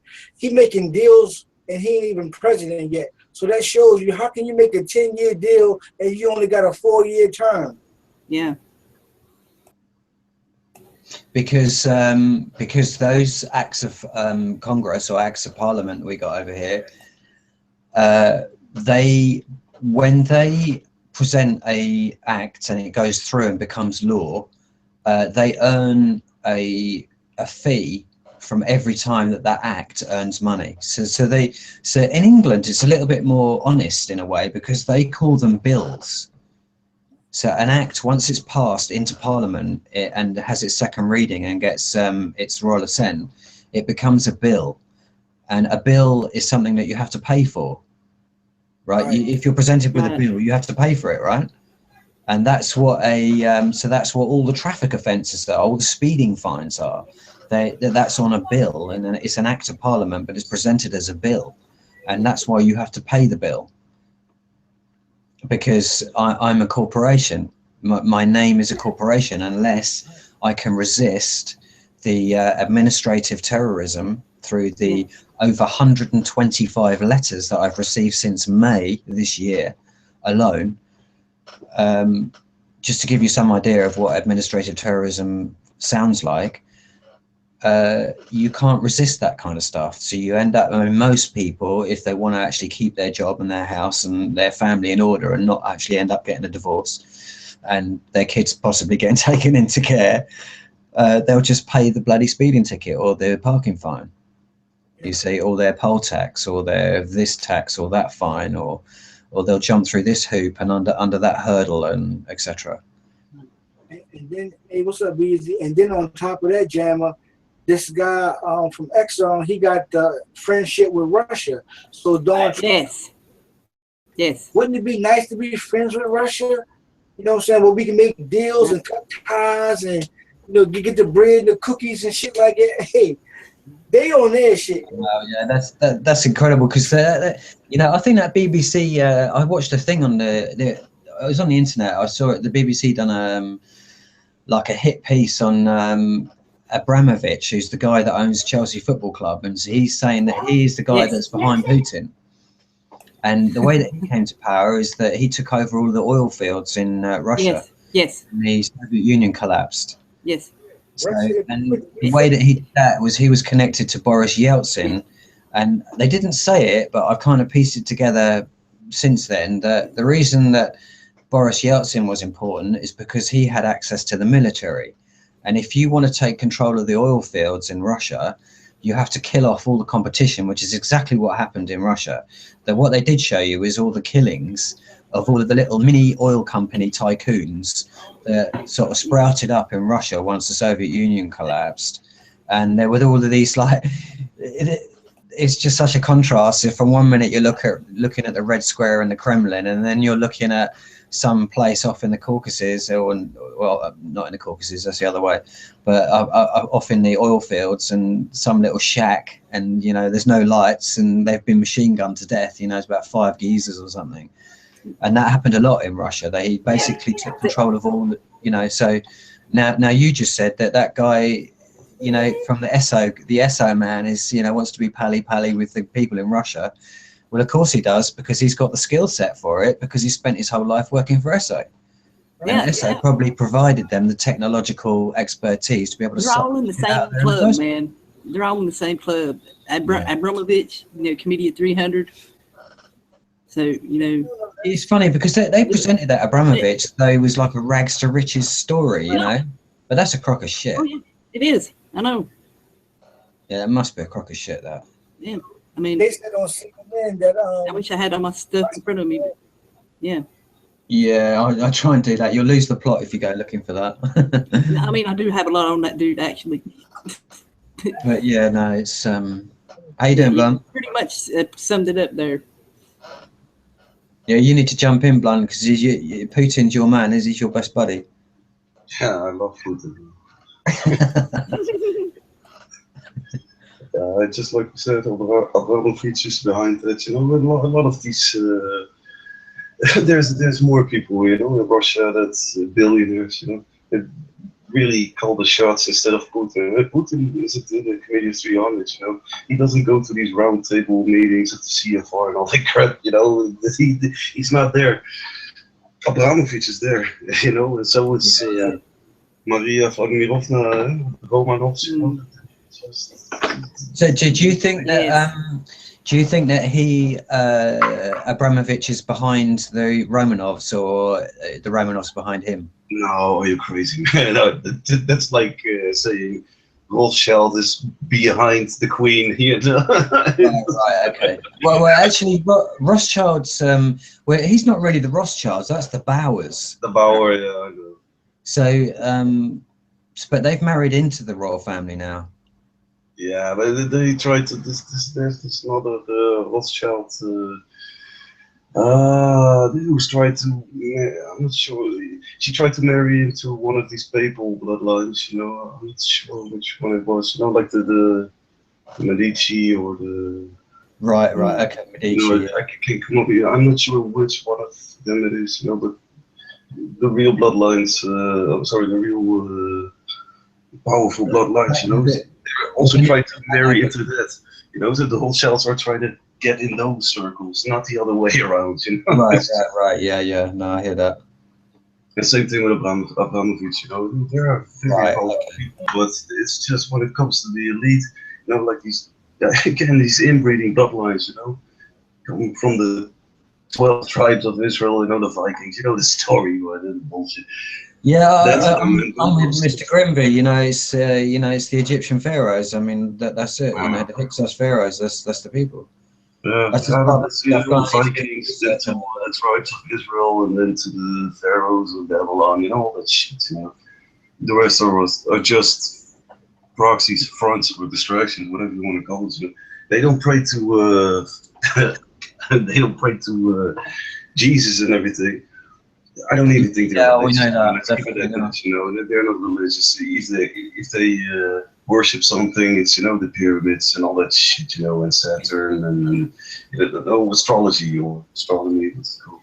Well, all of that stuff. I mean, it's just, you remember, you know, a lot of the technology that's out there in the pyramids and what have you is has been corrupted. They didn't create that. That's part of the good stuff, and this is what they're trying to cover up. That's why they're destroying. They destroyed Iraq and Afghanistan, and now they're trying to do Syria as well. But it looks like they're going to lose the Syrian one. Sorry. So well, they're just trying to, you know, they try and destroy everything. But there is a lot of truth underneath the information that they smear their shit all over. Yeah, for sure. Right. So. That's right. Yeah. You know, all knowledge they all destroy. You know, all that shit. You know, the Temple of Baal, all that shit. You know, they just destroy every fucking thing. You know, because that's what they do. Just destruction. You know that. Yeah. You know they're what's been dubbed as their kind of identifying mark on their buildings and all the Masonic lodges. You've got that triangle over the doors in stone. You know, the stone triangle shape that they have, and then the pillars hold it up over their doors. So they didn't even create that. I was watching a video the other day, you know, looking at all the monuments and just scrap pieces of mountain laying in the middle of the desert. I mean, how the fuck did it get there? You know, and it's got this stone carved, you know, triangle with pyramids, you know, holding up the triangle shape in, you know, where someone's tried to carve a room out. It looks like they tried to do it by laser into this mountain that's now been moved into the middle of the desert, and there's no reason for this mountain to be there. It's just like, so they didn't create any of that stuff. They've adopted it. I think they know what this is. It's, you know, the ancient technology from. See, I'm getting back onto the real truth here. Is, you know, get from the Atlantic day or the Atlantis days. So whatever destroyed Atlantis, I suspect it was done here. You know, I'm not too that guy Thunderbolts of the Gods saying that Mars caused all of it, you know, by moving backwards and forwards. created this upheaval, this massive deluge that we have had on the planet. But I don't go with that one personally. What did you say? This massive? If you listen to the Thunderbolts that David Talbot, he talks about Mars caused what? Mars was in alignment with Venus and Saturn, I think. Yeah. And It caused the Great it Flood. basically started fluctuating backwards and forwards between Venus, Saturn, and Earth, and then it came really close to Earth, and that's what's upset the gravitational fields, or the electromagnetic fields, shall we say, because there isn't such a thing as gravity, and it lifted a lot of dirt off of the Earth, and that's what caused the deluge. That's what he says in his video, The Thunderbolts of the Gods. But I don't buy that personally. But, you know, I'm just a novice at that. I'm not really anyone. I can't really comment as to what it was, but I just don't buy that that's what it was, what he's saying in that particular video, or that particular angle on it. But I just, it's just gravity. It's just, there's no gravity, or whatever. Well, gravity is just an effect of the electromagnetic force of the spinning of the planet. Yeah, that's mostly the spinning of the planet, right? That's what I understood. It's just like you're in this spinning. Well, that's funny, because it's a basic electromagnet. You know, if you want an electromagnet, you just spin. Yeah, it's the same thing. If you're in a spinning wheel, you know, like it goes in circles and circles. You know, you hold the glass sideways. So that's how every alternator, the thing that charges the battery on every vehicle, it has an or a magnet. It's electrified inside that spins around a coil of electrolyzed wire, and that's what charges the battery and turns electrical current back into chemical energy again and stores it until you need to. It's just curious about the gravity part, you know, because that's very, you know, if you say that there's no gravity, people pretty much assume you're also. Well, it's not me that's saying it. If you listen to, that's cool. There's a scientist called Kepler, and that's from the days of Nikola Tesla. I think it might have been just after him, but Kepler basically nails the gravity out. He puts the gravity to bed, says it doesn't exist. It's not gravity that's keeping us on the Earth. See, that's probably true. Anyway, I just thought of another thing, is that if you think that's why the Newtonian physics of the apple, this guy having an aha moment as he saw the apple fell off the tree and hit him on the head, and he comes up with the notion of gravity. I mean, that's their story, right? That's their story as to why the apple is on Earth, yeah? Because, I mean, that's, because it's gravity. Because, Newton had an aha moment. Was he sitting in the bath at the time? I can't remember. That's somewhere else. Okay. They always come up with these fantastical type, stories that distract away from the actual, the real important piece of information in the center there. Which is the lie in his case, because they're saying gravity. What they're really saying is, well, they say that they don't know. I was just about to say that they don't know. They obviously do know what it is, and that's why they're coming up with the bullshit of gravity. Yeah. I mean, the word gravity exists, but the actual gravitation, like I said, it goes back to what BG was saying. Like, they got a gravity wheel spinning at the carnival that you can get in. You get inside of it, it spins real fast, and you begin to stick to the wall. So it's pretty much telling you, because you're electromagnetic, and the magnet that they got in the wall, when you lay against the wall and it starts to spin the same way the Earth does, that creates the floor drop, and you begin to rise, and that's the gravity ride. Yeah. Yeah, you can see it on. I'll post it on. You have to post it in the chat, because I haven't got the. I don't know whether that's the one, but there is one that, if you look at another couple of videos, once you get this one, you'll be able to see. That doesn't look as though it's a good one. That one, actually, I haven't watched it, but that guy there is the Kepler's third law of motion. So he was the guy who basically destroyed gravity. Because tell the fly to gravitate. Tell the fly that gravity exists. Tell the bee that gravity exists, and they'll show you different. right? Why it's Right. not holding them down?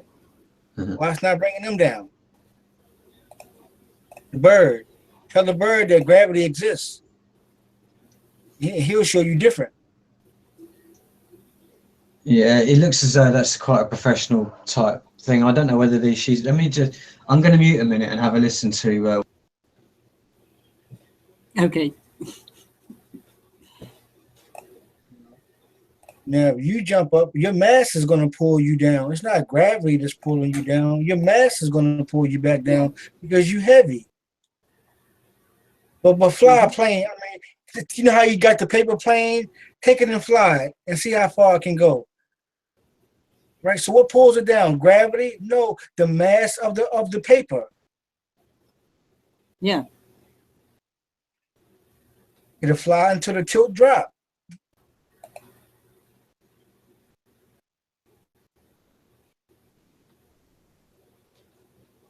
That's why they say what goes up comes down. Yeah, because it's heavy as a motherfucker. Right. You know, if it ain't that heavy, it can fly. It can keep. I mean, you can look at the balloon, right? The balloon got some mass weight to it because you blew it up. But once you let it go, once you stop holding it and you let it go, it's gonna fly. It's not gonna come back down until it loses its helium or whatever. Right. Air.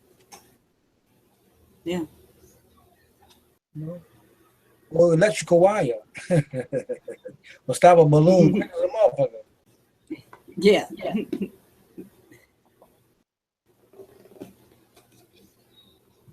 You know, and then the balloon will just stay up there and keep wobbling around the wire. Boom, boom, boom, boom, boom, boom, boom. Why? Because it can't drop because it's caught. I don't think that's that video that I put in the chat there. That's not the one you need to watch because that looks like a cover. They've tried to distort that.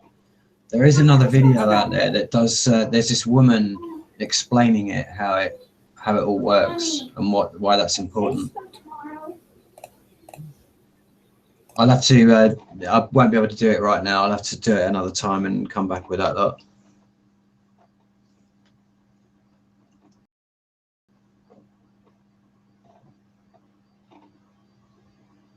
Hello? Can you hear me, anyone?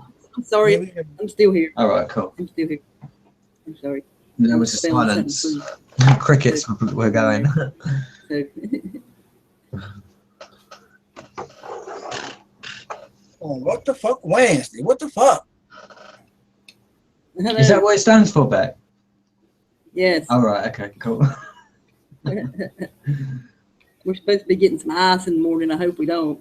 You know, you could never get an honest answer like that from the BBC, could you? You never say to them, you know, like Eric just said, what the fuck can I say? Is that what it stands for? If I go to you, the BBC, is that what it stands for? And I said that to the BBC, they'd be stupid. It stands for the British Broadcasting Corporation.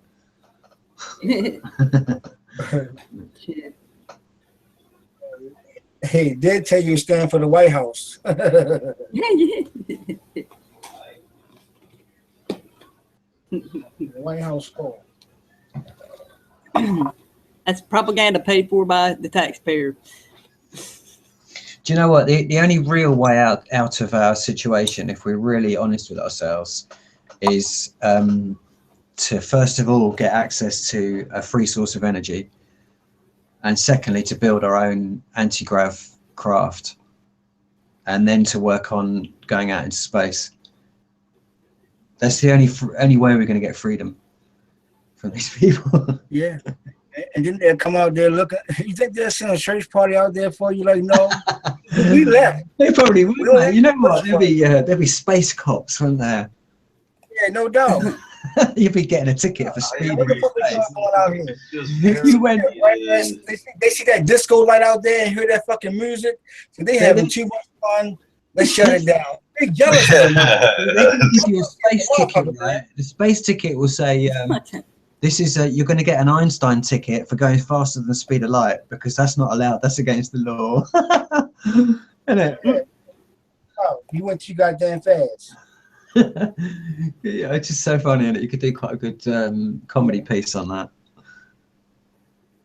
You've been fined by Einstein for breaking the law.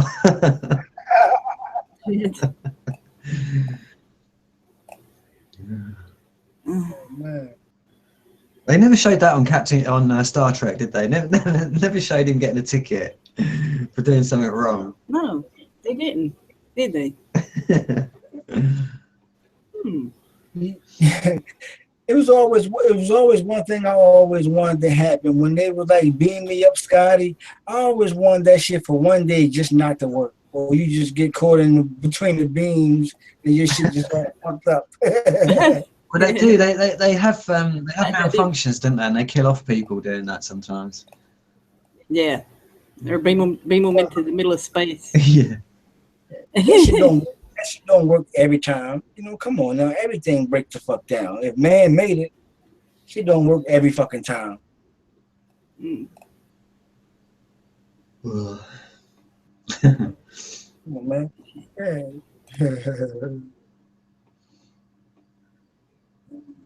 But I agree though, Jammer. You build it, who will ride with you be. Yeah, you know that. I want some people to come and help me build it.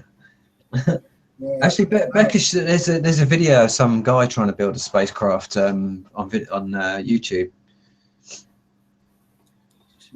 I know somebody. I tell you what I thought was interesting. There was some, I don't know whether it's a psyop, but there was a crop circle, and it was some guy did a video on it saying that this particular round crop circle had the positions of the magnets that you've got to position in your spacecraft to be able to travel in a spacecraft, you know, to get it to work properly. And in the center, it had this sort of like semicircle, and that was the steering wheel.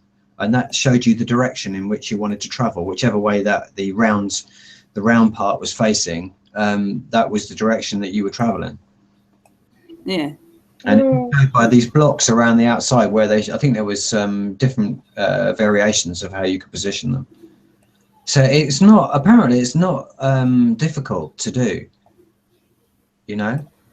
But I think it's more than a one-man job. That's the problem. Unless you've got a lot of money and you've got a massive castle or something.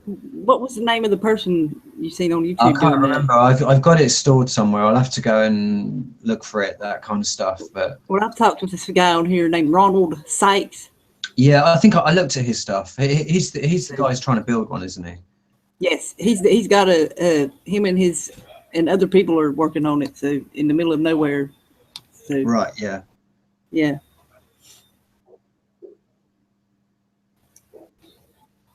See, I'm not sure that that's 100% right as well. I mean, I don't know. I just don't know. Because can you imagine what it would be like to have 20 million cars flying around every day? These people that's just I mean, these are rocket scientists doing this. Where he's concerned, you know, I don't know about anybody else, but yeah. See, what I'm saying is that if you think about living on Earth, would you want 20 million cars flying around all day long? I mean, that's just in Britain. You know, that was 20 years ago. That was the figures that were saying that how many cars are on the road. So it'd be just mad, wouldn't it? It's bad enough with chemtrails. Can you imagine all the cars up there as well? At least they wouldn't be polluting anything, though. Yeah. Hopefully.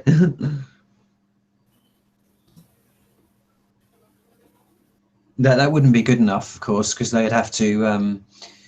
They'd say we've got this stuff to give you anti-gravity now, but you still have to run the combustion engine to pollute the air. Because we can't have you breathing clean air.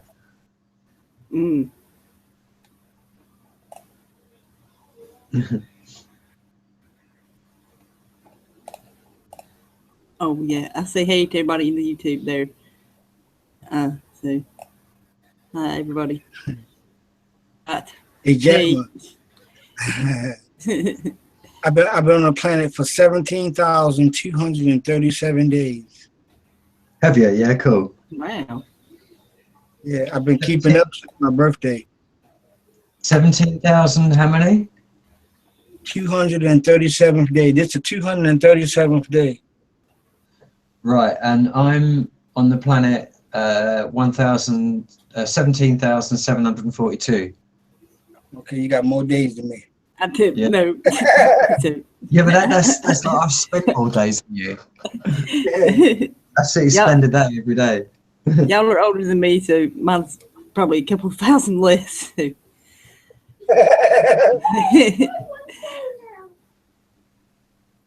Remember, Eric, it runs out at about 28,000. Right, I know that. I got the run out time.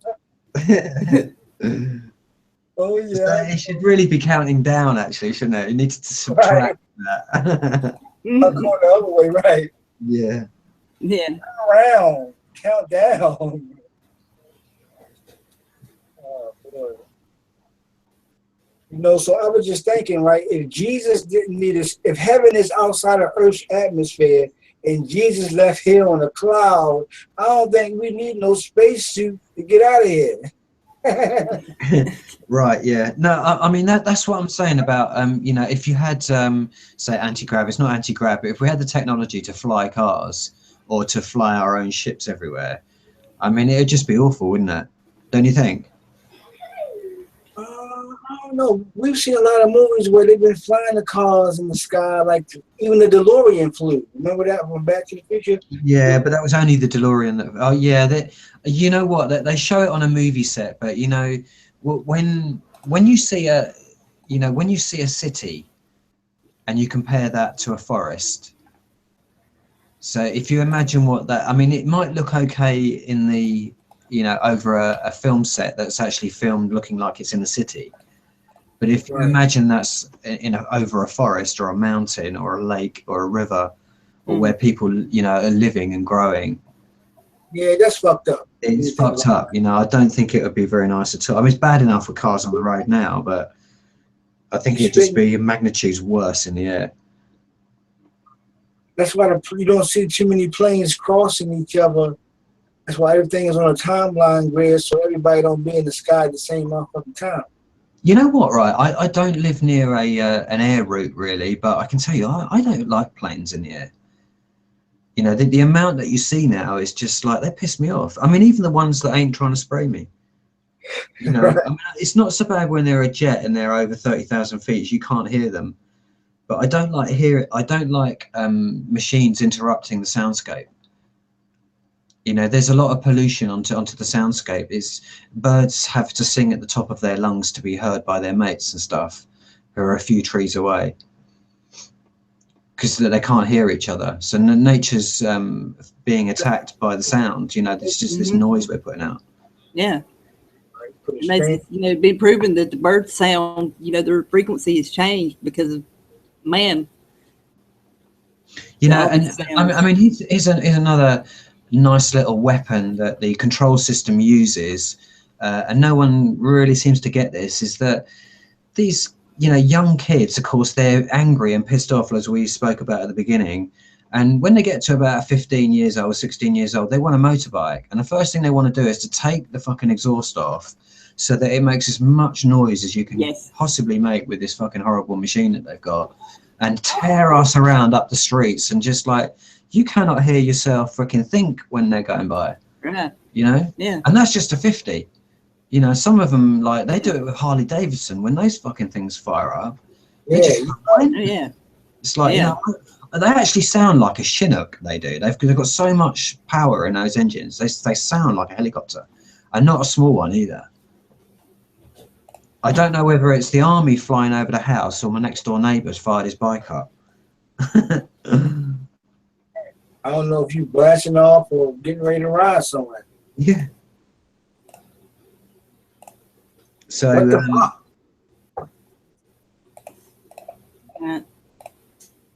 or you could just shorten it and be like, fuck. Yeah.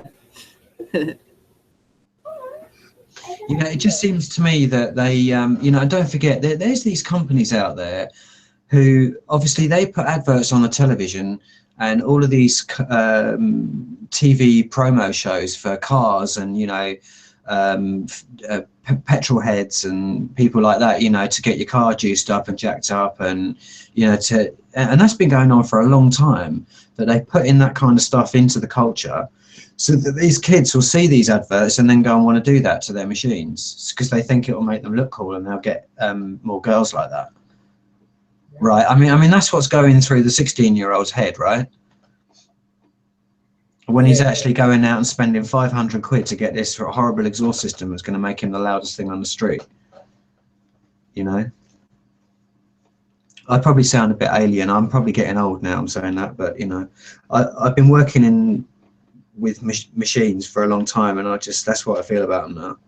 Yeah, it's the machine world. It's not a game. I was just thinking the same thing. It's like, you know, in a couple of years, it's just like, yeah, you can have robots walking the street.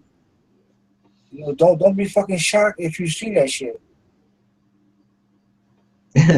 Well, you're talking Will Smith and that AI movie, aren't you? Really? Yeah, Chappie, all of that shit, man. Like I said, they always bring the movie out because it's like Pontius Pilate washing his hands. Every time they give you the movie, they already done with the bullshit. They're gonna present the movie as a presentation. You know, we're about to show you what we really about to do, but here's the movie, so you can't say we ain't tell you. So you know what, that movie, right? I reckon that's a metaphor for that they're not robots. That's human beings they're talking about. You know those ones that are they're camped out under the bridge that's in the desert, and there's all those containers full of robots. That's where the robots live, isn't it? Yeah. Yeah. Do you remember that bit? Well, if you imagine that they're all the human beings, and they're all a particular type of human being that had a certain educational schooling, you know, a certain type of program installed in their brains. And once that program is run for 20, 30 years, it can't be undone. You can't rewrite the program again. So they're basically scrapped, and that's why they're left in the containers, because they've got a whole new batch that they're going to program with the new code. right. So that's what that film is really showing us. And I suppose that must be America. That's what they're talking about, isn't it? The destruction of America. Yeah, make America great again. We'll make it, you know, destroy America. So, I mean, it's probably the same. To make it better. You know what it is in America? It's the repeat of the desolation of the Indians. They're getting ready to do that again. I mean, they built the FEMA camps, right? Right. You know, that's the one thing that's a bit worrying in America is why have they built all of those FEMA camps if they're not going to use them? Right. And then the thing about it, during the RNC and the DNC conventions, they had fenced-in areas or gated-in areas, like little small mini camp practices. It's just like for protesters. So it's just like, you know, you slowly but surely, you're killing me softly. You know, that's what that is. You're killing me softly. I think they, you know, I think they kill you softly and they kill you hard as well. I mean, let's face it, the software, when they build the hardware, so like the prisons that they already built and they're making all their money on, these managers, I mean, somebody sat down and wrote into the statute books and into the acts and the Congress and what have you, they wrote down all of these crimes that would be committed. They invented new things that you couldn't do anymore. You know, so actually to be human and to be alive, a living being on this planet was actually becoming a crime, so that they could fill their prisons. Because there's no point building the hardware if you're not going to run the software on it, right? Yeah. So there's a very insidious kind of intent that's going on with actually not just to build the prisons. So someone was talking about the guns the other day as well. If you think about you're sitting down and designing a Gatling gun or a MIDI gun, I mean, what's going through your head when you're sitting down building that and designing it, you know, because you know what you're doing. Yeah. You know, it's nasty business, all of that. It's just like I was thinking about the Breitbart. David Breitbart was a clockmaker, and he had ended up finding a upgraded pistol as opposed to the one that he was normally seeing. He was just wondering so many bullets? Why is this pistol so advanced? And then it's like, he paused for a second and said, well, you know what? I'll figure it out. Why? Because I'm a clockmaker and I know how time works and I know how memory acts. So that's why I said time and memory is all we really have. So, you know, that's what our real currency is our time and what we can remember. So that's why so much climbing of information, because I think you told me something about the doctors. You said he just remembered more shit than you did, Eric. So that's facts. Time and memory is all we have. The thing is, though, Eric, if you were a doctor, would you be willing to administer all of these pharmaceuticals to your fellow humans? If I knew they could help you, I would let it help you. I mean, let's be honest. I mean, these doctors. I mean, they're smart. They're smart cookies. They're not dumb. Right. None of these guys are stupid, so they know what's happening. You know, they know what's going on. I mean, my doctor is actually afraid of me because he knows that I'm awake to the real agenda. And I get the feeling with him, although we haven't really had the conversation, it's not something you really want to talk about, or he wants to talk about, because he's part of the control system. So it's quite insidious, it's quite dark. And he's obviously aware of that. But now that he knows one of his patients knows about what's really going on, he don't feel too comfortable around me. You know? I've been in them doctors. He's no longer hidden. He's no longer a saint in the community, right? I can see him for the vampire he really is. You know, his little sheep uniform that he keeps over his wolf body is slipping. You know, I can see his long teeth. You know, the man in the white coat isn't quite so saintly and innocent anymore. That's such a dude, you know, the goody little two shoes. I mean, that's who they all are, right? And they're the most dangerous vipers that we have in our culture, really. Not all of them, but, you know, I just wonder how many, you know, like him, like my dad in a way, you know, it's like, you know, he's not a stupid man. You know, it's just the amount of information that's that has been put upon him, you know, his generation. He's not into the internet at all. He just can't stand computers. So he hasn't been privy to the information. But look at the mindset, you know. He's actually justifying war as a necessary evil in our world. You know, that's part of his makeup as his, you know, ideology or paradigm of how the world really works. You know, I presume that in his little fantasies, when he goes to other planets in his dreams, all the other planets work like that as well. You know? Yeah. But you know, there's a lot of people out there like that. So, you know, a lot of smart people. So I wonder, you know.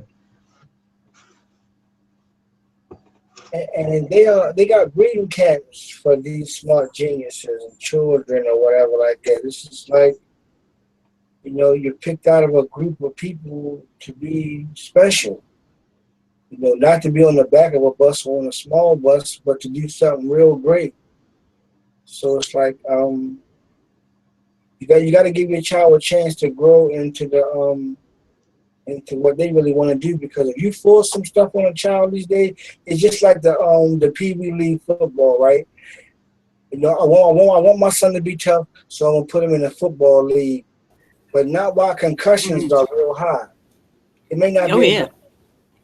You know, I know you want him to be tough, but you may have to find another way to toughen him up, as opposed to using football as a tool of discipline, toughness, or whatever like that, because injuries. My nephew, he's 14 years old, and he done had to quit football because of that. Yeah. Oh yeah.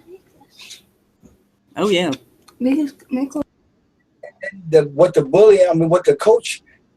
Sometimes coaches' approaches to your child is in the form of a bully. You know, grab you by your helmet, face shaking you.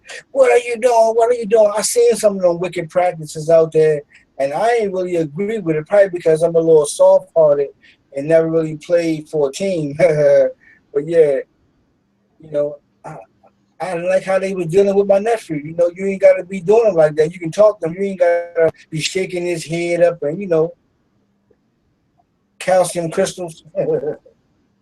Yeah, I mean, I don't agree with sports anyway. I mean, it's just it's bread and circuses. You know, if you want to become a gladiator, then go and play sports.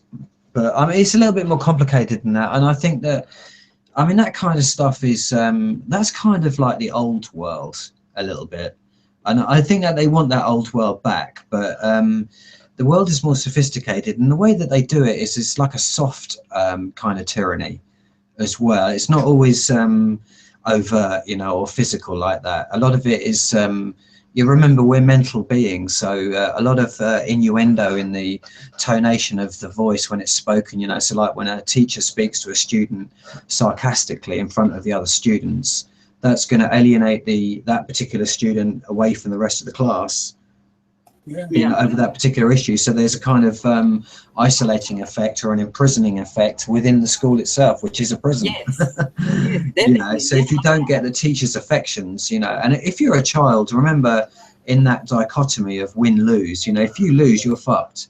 So you have to win all the time. And if you lose favor with your friends or the teacher, you're really in a world of shit, basically, at school. And that's how what most kids are feeling when they're at school. That's why they hook school or they cut class. Oh yeah. I did.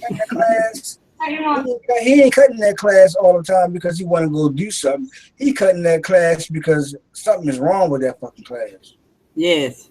Well, you shouldn't even be there anyway. I mean, to actually, I was thinking the other day. I mean, I went to a school, and you know, it's like things like, you know, having to go and play sports where you've got to go. I mean, remember when I went there, I was like about I was about 7 years old when I first went to school, I think, and I had to sort of get changed in the changing room with all these other boys, and there were like lots of older boys in there, and that. I mean, I hadn't gone through puberty then, but I'm standing in the fucking changing room with men, like, you know, they're just like fully grown and hair everywhere and stuff. You know, I should have been in a fucking kid's place if I was anywhere. Do you know what I mean? I mean, that's what I'm thinking now.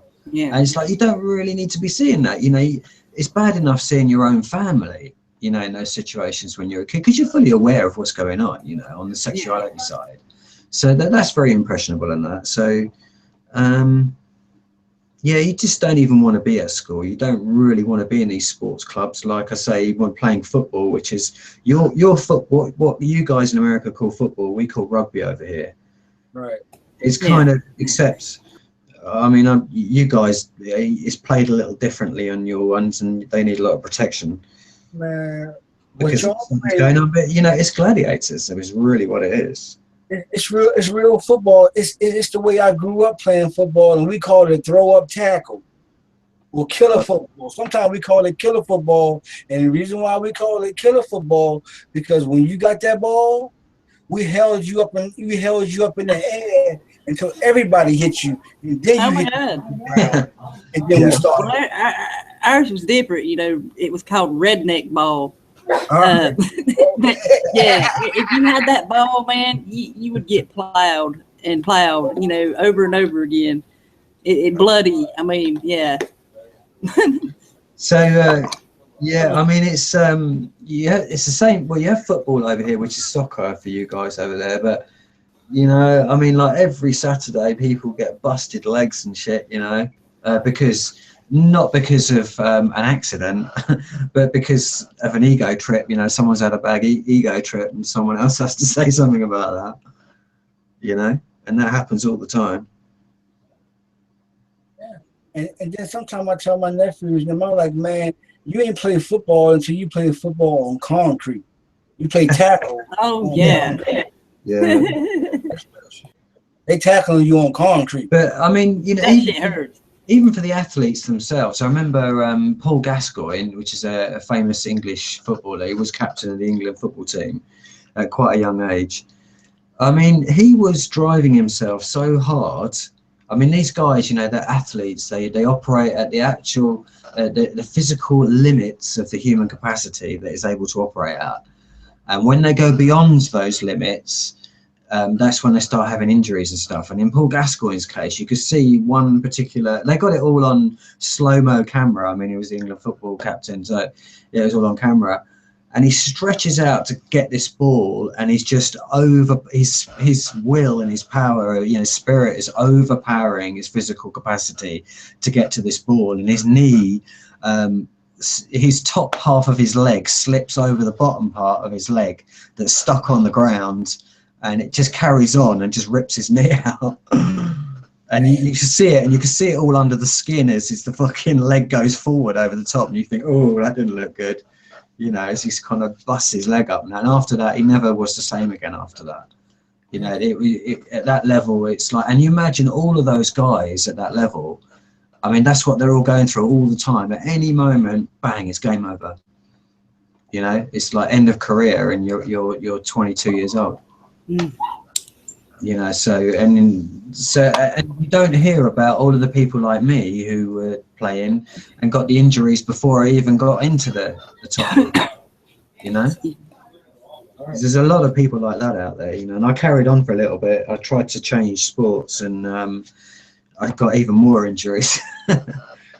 So, you know, but I was working as well. So I mean, all of these guys who become athletes and that, they don't work; they just train. And they focus on their sport. Their sport is their career. Yeah, in some cases, it's everything. You know what, Jammer? Something may not mean anything to you, but it may mean everything to me. That's why we gotta learn to respect people on the level and the area they are. Because, you know. Yeah, they're just, it's really just to get the cheddar. I mean, it's like, you know, none of them guys probably want to be famous. So, you know, all the TV always says people want to be famous. It's not really that they want to be famous. It's that the only people that look, you know, with stupid eyes at that kind of lifestyle as though it's some kind of success, or it's really just to get out of the ghetto. It's pure survival. That's what I was going to say, exactly. Yeah. It's not, they don't really want the fame, because, you know, once you become famous, what is there to talk about your life? Is that, yeah, I used to live in the ghetto, it was shit, I'm glad I'm out. Right. I mean, you can't blame anyone for trying to do that, you know. Yeah. Yeah. Like, you can tell somebody, oh, you should homeschool your kids, but you ain't even homeschooling nobody. Who, me? You talking to me? No, I was just saying, generally, we can be saying, okay, you should homeschool your kids, but then you ain't even homeschooling anybody. Yeah, well, I mean, it's not. I mean, the message at the moment is that really, we know what the truth is, and the truth is you don't need to be. You shouldn't be sending your child to school. You should be homeschooled. Well, it's not that you should be homeschooling them. You shouldn't be schooling them at all. You should let them discover their own true purpose in life, you know. And from there, once they get that spirit becomes alive in them, once they have the knowledge of the trivium and are able to operate the language and steer themselves around the social milieu that we live in, they become a free agent. They'll probably become an asset and earn more money at 14 years old than both the working parents do at 40 years old. You know, I mean, the reason I was saying it because we just have to, I mean, we should be to the point where we don't leave people with cliffhangers.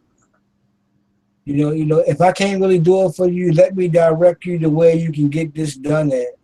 But it's just like we have to become more efficient in our delivery, because the people are really needy, and I see it in our community that we are becoming more needy due to new normalizations. I'm not quite getting hold of what you're saying there, really. I mean, I kind of do, but just waiting for you to add a bit more on. I need to make a drink, so I'm listening. All right, let me try this again. Then it's like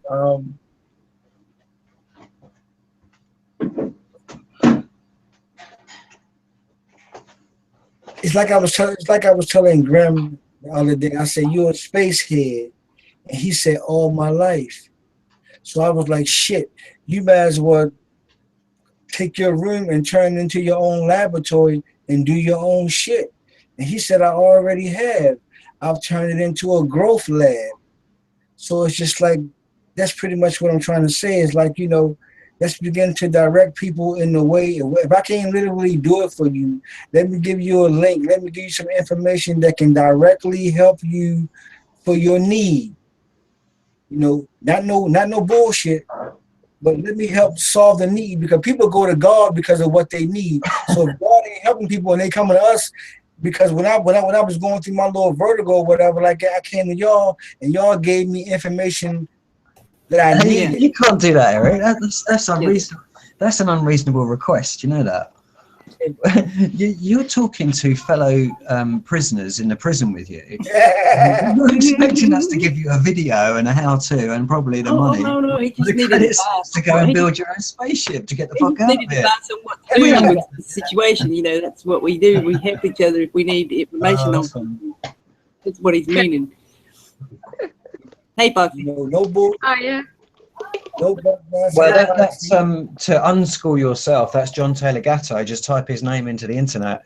I've put that out there a lot of times. Everyone knows who he is. But you know, he's an American school teacher for 30 years, and he wrote about all of this stuff. And so, you know, this information is really him talking, saying how to unschool yourself. You know, you don't need to imprison your mind or the mind of your child for the future.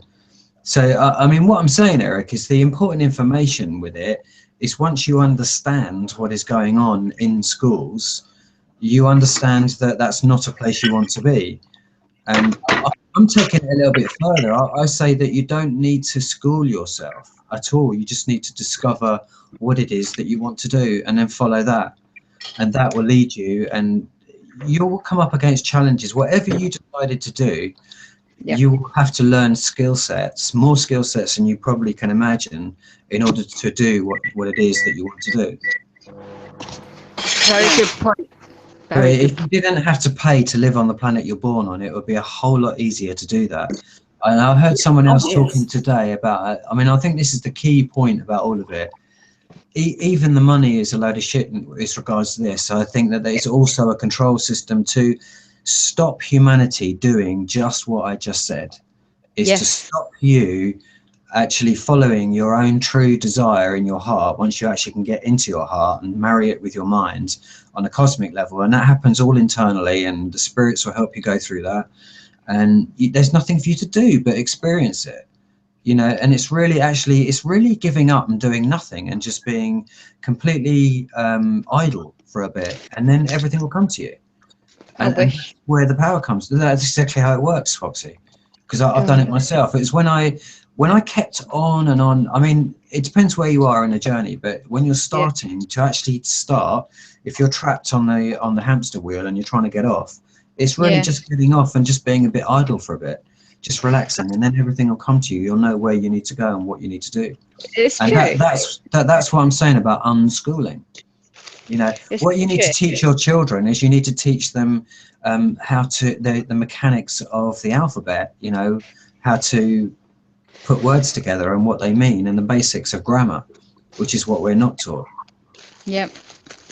I So- mean, it's like I was idle, literally couldn't do anything for 2 days since I had the accident, and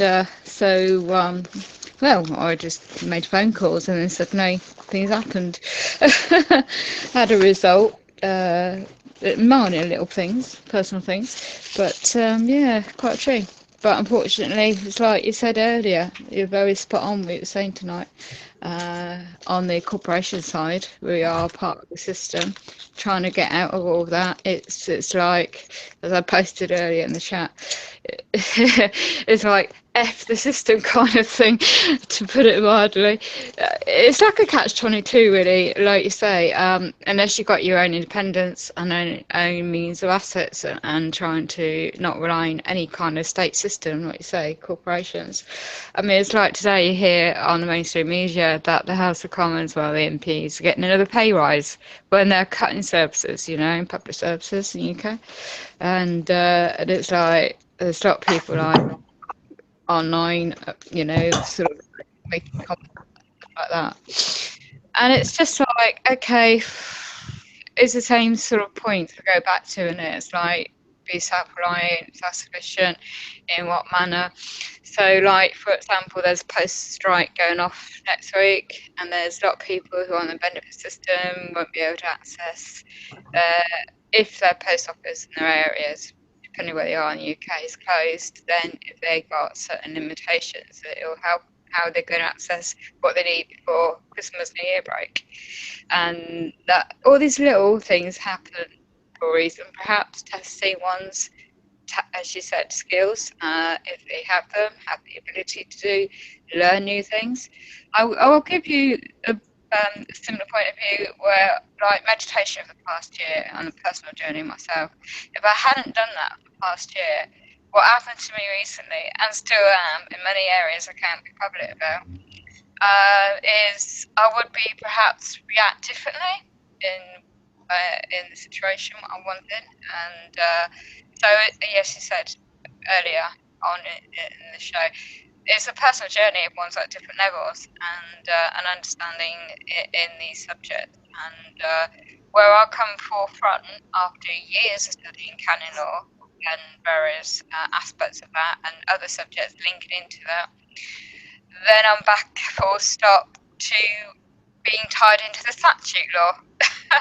So if I want to sue a guy in the public, not the private, I'm dealing with statute law for personal injury who crashed into me recently. The only way I could do that, again, going to the legalese side and to that lawyer, i.e. employee of that law company, and going, I just shocked earlier, I downloaded this information they wanted and I checked it out, and it's like 3 pages long. They want your life history before they consider taking anything on. And it's like, okay, well, I can't afford to do things in the private, so with the corporation, i.e. being forced to represent that corporation entity. So all the thing I've learnt all these years is in my mind, I know this stuff, but yet in the reality, unfortunate current situation, one is not able to go into the private, like in the trust law. And so one has come back into the statute law. It's like a vicious circle. So yeah, it all depends on one's situation, isn't it, really? I'd love to be able to. I think that trust law, I think it's a big trap, Foxy. Yeah, actually, Jammer, it's quite interesting you say that, because I come across some guy's clip and he'd set up this and said about Dean Clifford. Yes, he's done something wrong. That's a guy I used to watch and check out stuff. Then I went on to Carl Lentz. Anyone can check his stuff out. He's trying to keep it simple. But with Carl Lentz information on trust law and other subjects he's been doing, it's okay if you've got assets and funding to be self-sufficient in the private. But if one hasn't, you're stuck in the statute in the public side. So the other guy I found, I can't remember the university, and the links are on I've posted links on my page of some videos that I came across, and that seems to be more upfront about similar level to what you've been, about. So many other people might know. And I find some information goes back in history to the Vatican and the history beyond that, and bring it back to the current day. And it's the way he explains it's more basic, and more sort of like the basic steps, one can on the learning span that one can comprehend. And it is, everyone's different in their learning stages, but unless you got that financial independence, fiat currency system, we're all in a debt system. This is frustrating bit, isn't it? We're all deliberately around the world at the moment. We're in this, I don't know about different parts of the world, I'm presuming that. One is in a debt system, fiat currency, like you said earlier about the bills and the statutes. Yeah, it's not a lawful invoice, is it? Because if you're one paying something with another debt instrument. So it's frustrating when you talked about mobile phones earlier, the contract things, to be enforceable. There's a presumption being made by the other party, i.e. the employee of that corporation offering that service. But yeah, you're right about the pay as you go. That's a better option. You're more in control, but we're still in this fiat currency system. And that goes back to 1933, doesn't it? So, and I'm not expert in that. I just know of it. And I wish there was an answer. I wish one had assets to buy gold or silver and solid assets, some people might be in that position already, and some people might be different, who knows, but there is a lot of poverty. There is more than ever, and homelessness going on. I just observe it all the time, and it's just horrendous what's going on, and it's a deliberate intent, I think. When we talk about the further point of Agenda 2030, and then further along in the future, and on the mainstream media talk about social cares in crisis. It's all happening for a reason, and then it's up to. I don't think there's many answers out there unless one has got it and not telling us. Yeah, it's all by design. Yeah, it's I'll all tell you what, done by design. I heard an interesting thing today. I was listening to chapter 8 of Carol Quigley's Tragedy and Hope, and he says that in Japan, between 1890 and 1905, they started off. They had 34 million people in Japan, and by the time they got to, that was 1890, and by the time it was 1905, they had 70 million. Wow. So there was a massive population explosion. So I wonder whether the system, can't contain the population explosion once the economic, when times are good. They were saying that in America in the 50s, there was a small period of about 12 years between the end of the war and when the 50s began. So that was the boomer generation. And there was a massive population explosion, and also there was a massive technological, or just a massive amount of inventions and gadgets developed by independent people, self-educated people. The vacuum cleaner, the washing machine, the cars, or all the gizmos in the home. Just a huge. It was the biggest one that has ever happened in the history of the world, apparently.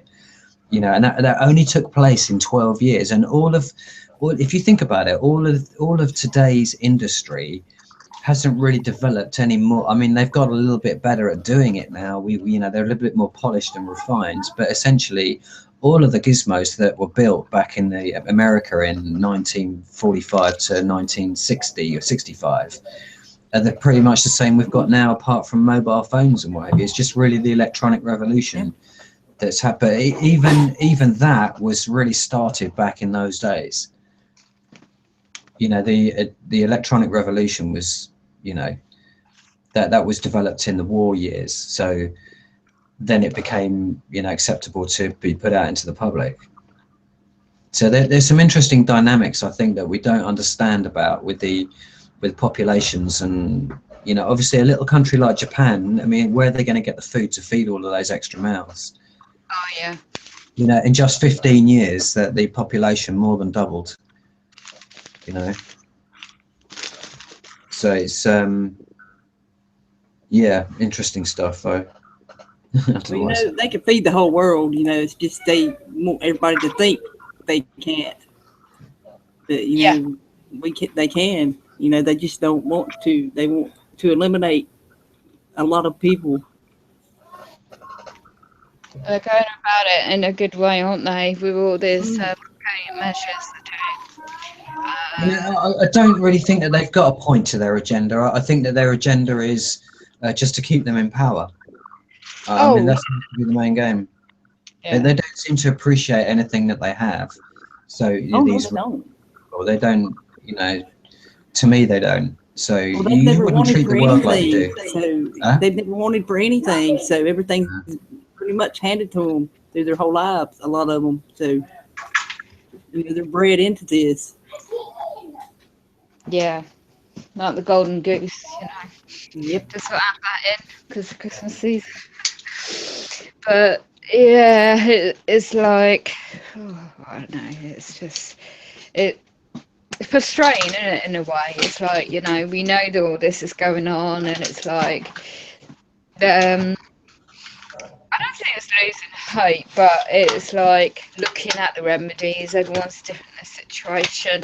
What can they do to stabilise it? I mean, there's all the information out. Yeah, but the thing is, that's what I'm saying to you. I'm not sure that the law is the answer because remember that they've created the law That's right. as a solution and a remedy for us, and it's just based in illusion. It's just it's basically another man's will is your law, and that's basically what all the laws are. So it doesn't matter, you know. It's like I was listening to Yusuf El talk about the trust law, and he was saying that if you run a trust, you can't basically you can't leave a paper trail when you spend money. He's talking about endowments worth $500 million plus. So if you're leaving an endowment of 500 million to your child or your offspring, they are not allowed to leave a monetary paper trail. Otherwise, they'll become liable for tax from the IRS, and you'll be in a private court with the IRS explaining how you violated the terms of your trust. And really, the judge, you'll be in a proper court, and the judge will say to you, well, you're not really operating like a trust, you're operating like a business, because we can see the paper trails that you're leaving around the place. So, you know, in those kind of cases, I mean, you're going to end up like David Rockefeller, focused on the money over becomes more important than human life and the life and the quality of life that everybody leads. I think And that's where those guys have ended up. So, you know, because they just think about the gold. The gold has become their god. But it's just enough, you know, having some kind of stability, isn't it? And means of being able to live, not sort of like the rich, you know, but comfortably and be able to be healthy and have equality of life. I think that's what the majority of people require, you know, and unless they don't need that. But yeah, you're right though, what you say. What we need is Jesus. That's what we need. Either Jesus or Satan.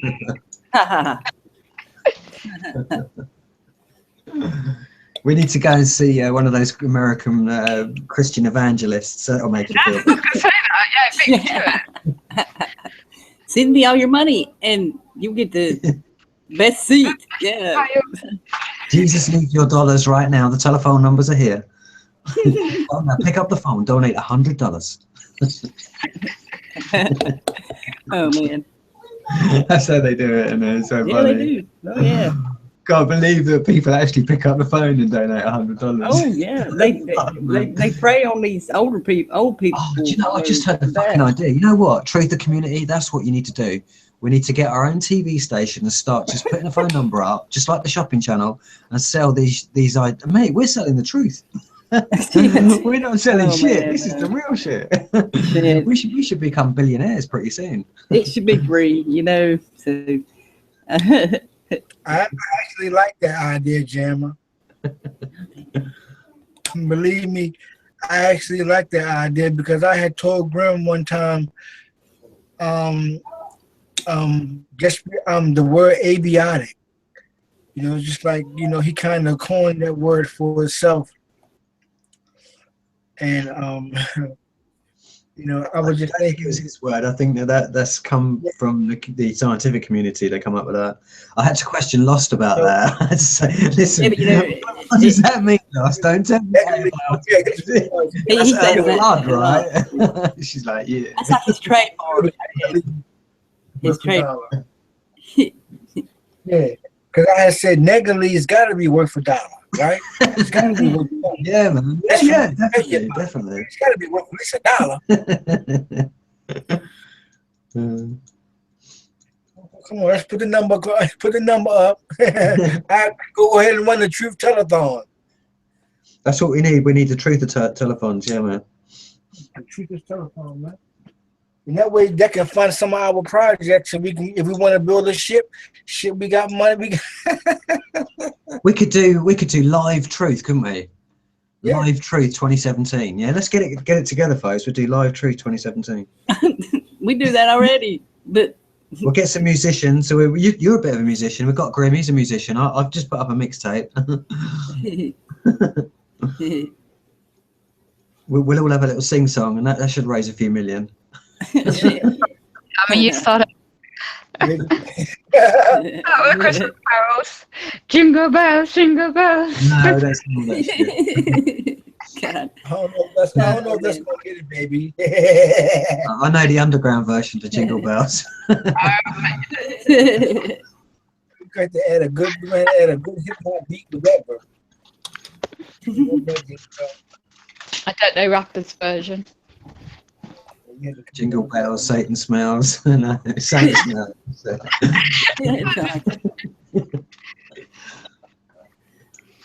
So. I ain't know you put the lyrics in. That was an old one. There is a proper song. It's a proper underground song. I can't remember it now, though. I can't remember it either. Jingle Bells, Santa smells, something. Something else. Somebody's thinking. That's it. I think Santa stinks a drink. You know, this Christmas, man, tell your kids the truth. Hey, I bought you that shit. Hey, they know the truth. They know the truth. Did you see that video King Nine posted? Some geezer, some Christian guy's gone nuts in the shopping mall at the Grotto, and he's doing this video and he gets attacked by some Air Force guy. Comes up to him, says there's two members of a cult and they're arguing. It's quite funny. I'll have to watch that. Yeah. Okay.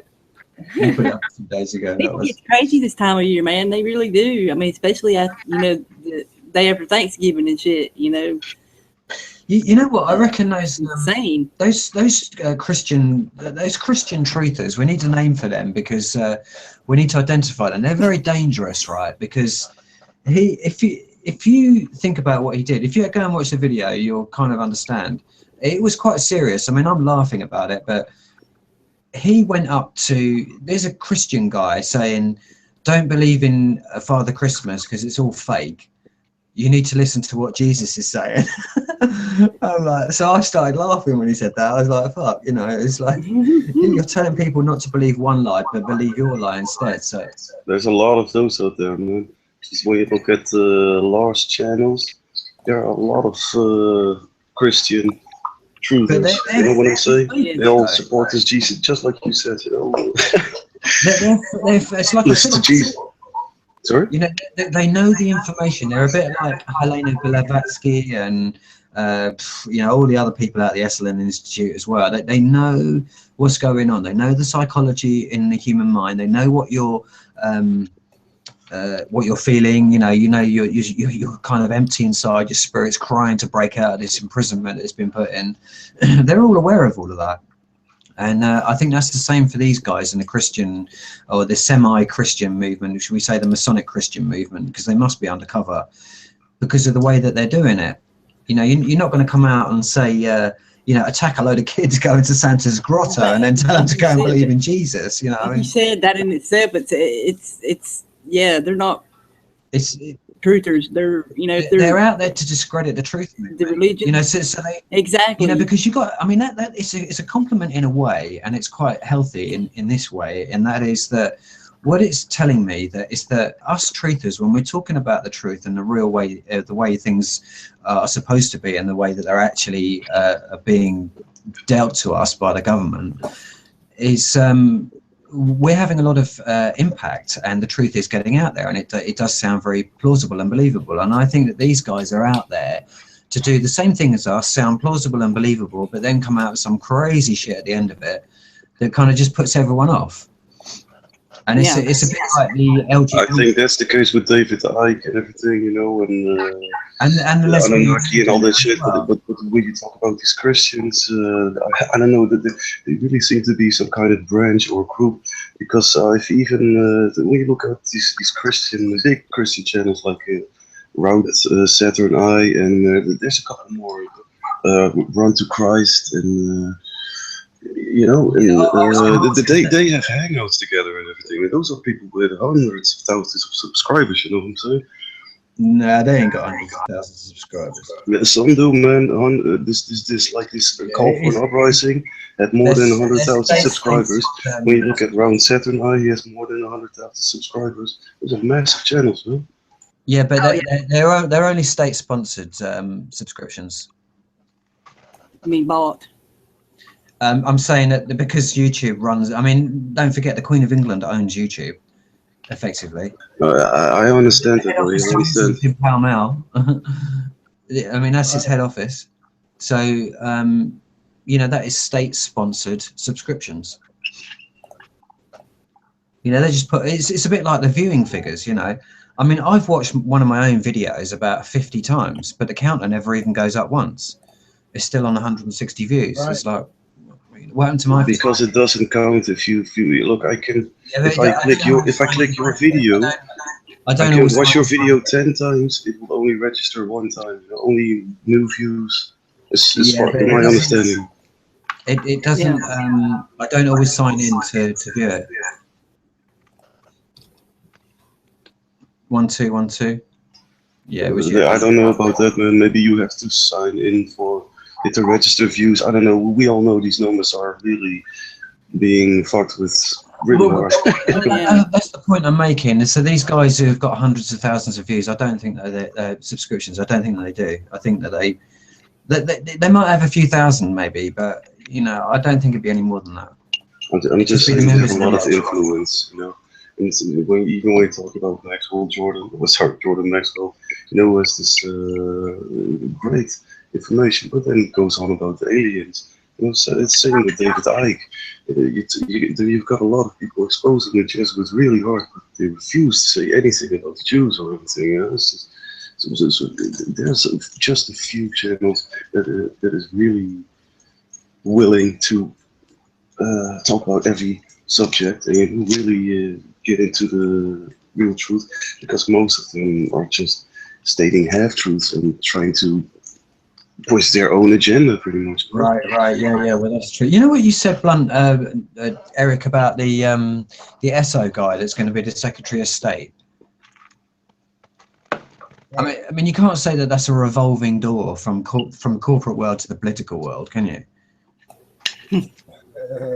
I mean, that's exactly what that is, isn't it? I mean, Yeah. Yeah, but Hollywood and politics have always been around each other. You can look at Yes. Dean Martin, the Rat Pack, different ones like that. Ronald Reagan. Politics, and Hollywood always been attached to that. So, being that we got the Apprentice as a president, it's just like we shouldn't be shocked. you know, there was a guy, I can't remember who it was over here. It was a guy, a politician over here, and he was interviewed by the BBC probably, and they said to him, because he basically fucked it up in, it's probably his job to fuck it up in government. He was a minister, I think.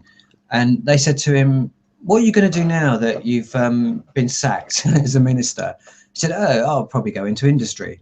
Yeah, I mean, it was years and years ago that I saw that. But I mean, in light of what you said about the Secretary of State, it's like, you know, I mean, they're not going short, these guys. They're not going on the signing up on the dole, are they? You know.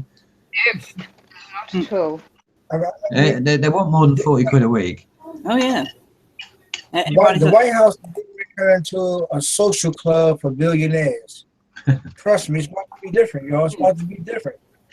Yeah, and my mom said, you know, Trump don't even want to be paid. He's going to donate his pay to charity. I'm like, well, what about all? I'm thinking now, what about all these other motherfuckers? They ain't going to work for free. Yeah. You know? So how much does the presidency? What's the salary? I can't even remember right off. $50,000, some shit like that. How much? Something like that. That's a small salary, man. Some bullshit. What? 250,000? Yeah. Really? Wow.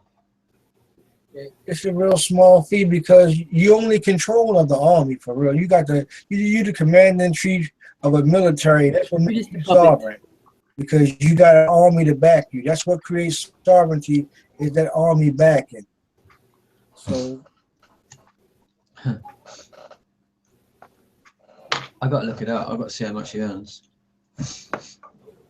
really the money that makes you the president. It's an army. So being that you can be a commander and a chief, and you're a corporate commander in chief, you know, it's like you brought a businessman in to rule the military. It don't go together. $400,000, I reckon. Wow. Okay, I'm good. Yeah, that's not much, is it? Really? No. Not to be the man. No. Well, just a puppet. That's not bad for a puppet, is it? Dave? That's quite. They're just a puppet. How much is the Just puppet? playing a part, Just playing their part. This guy tweets and changes things. Yeah. See, so it's on some other shit. He tweeted about Bronin, and Bronin got a commercial about Mars and building new shit and trailways and red line trains and stuff like that for tomorrow. So he tweeted one thing about Bronin, and then their stocks plunged or whatever for maybe a couple of hours, and then they rose back up because Bronin is making that stuff for the new world. That's what's they call that? Insider trading. That could be called. Right. The Prime Minister gets 142,500 a year.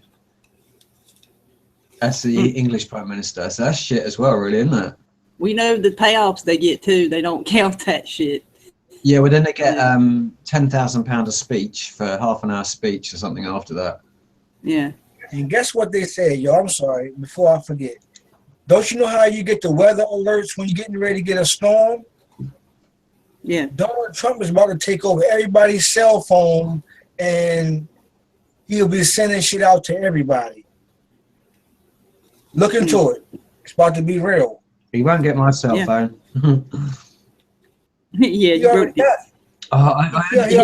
You know what? Yesterday I only just got my I can upload videos and I can have a hangout now because I couldn't do it before because I didn't give him my phone number.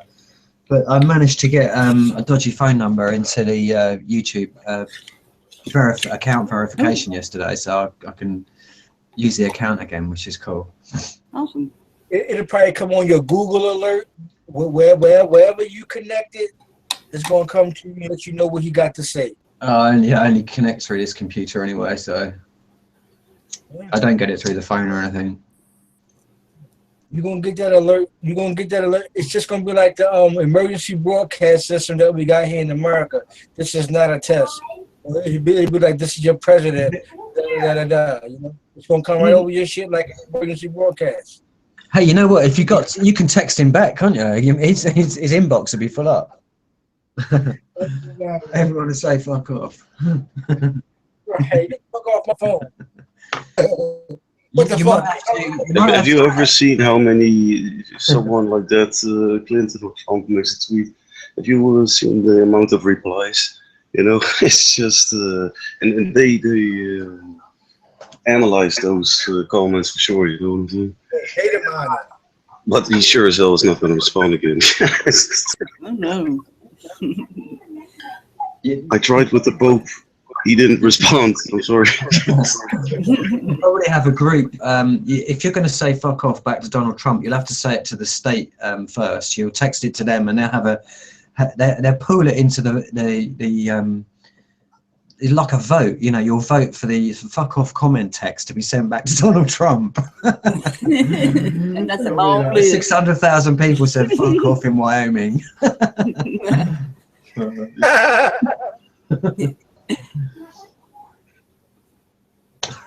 Yeah, it'd be nice if you could text back, but I doubt it. I think this is a one-way line. Yeah. And it'll probably interrupt your phone call. If you're on there talking to your mom or something, that shit gonna come in there and click mama off, and you're gonna hear from Donald. From the DT. Yeah, that's the one thing about the psychopaths. They don't like receiving back what they dish out. For sure. No, they don't. If you want to upset them, that's the way to upset them, is just give them their own dishes back to them. That's a plan. Yep.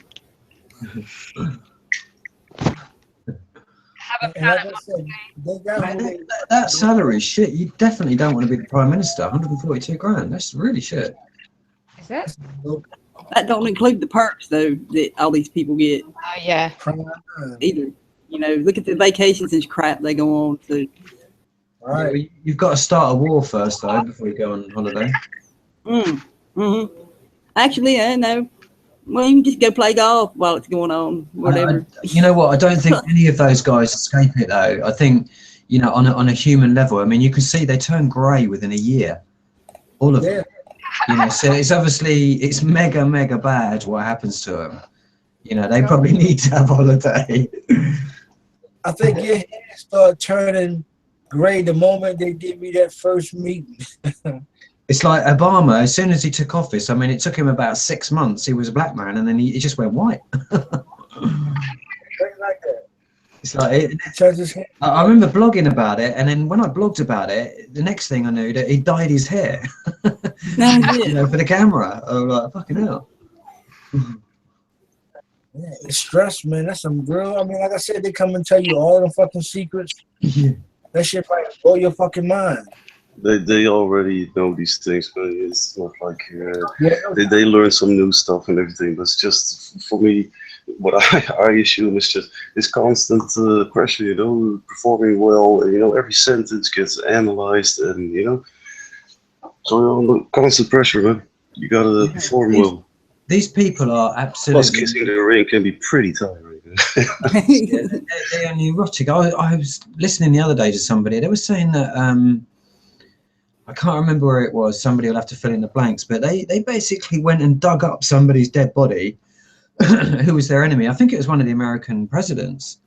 They actually dug up his dead body after they took control again, so that they could desecrate him afterwards. Wasn't that a formal pope? I think there was a It formal might have pope. been They did it with some pope or something. Yeah, no, I think they did. Yeah. Is it just they dug them up so they can just beat them up again, pretty much? They could do loads of spells and just desecrate his body and shit like that, you know. And then just say throw all it in the nasty things to river. him. It's like that's what I'm saying. They're proper insane. These people. Yeah. I thought we came to that conclusion already. You know? Yeah, they're pretty insane. Man. Yeah.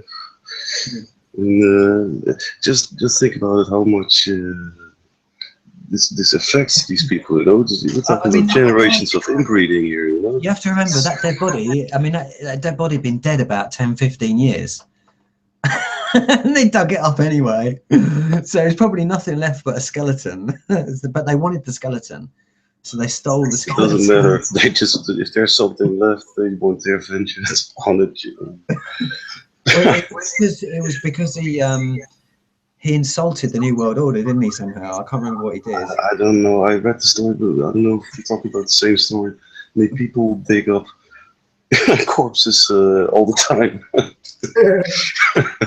No, I know the story with the Pope, but I read it one time. You know, just I have this boast about popes. I don't know your popes. It's just when you read the stories, you know, it's just a few sentences about every pope. It's just complete psychopaths, just every single time. You know, it's just really just mass pedophilia, and it's just the most retarded shit, man. Just mass psychopath, wars, inquisitions. You name it, they did it. You know? I mean, it's still. It's funny because they tell you though in the. Do you remember what was that early film, The Four Musketeers? Do you remember The Four Musketeers? Yeah, Yeah, right. It's an English or American thing. I know it, but I never liked it, so I never really watched it. Well, I'm just saying that in that film they had a. I can hear myself talking back. You'll have to do that. Oh, sorry, buddy. For a minute.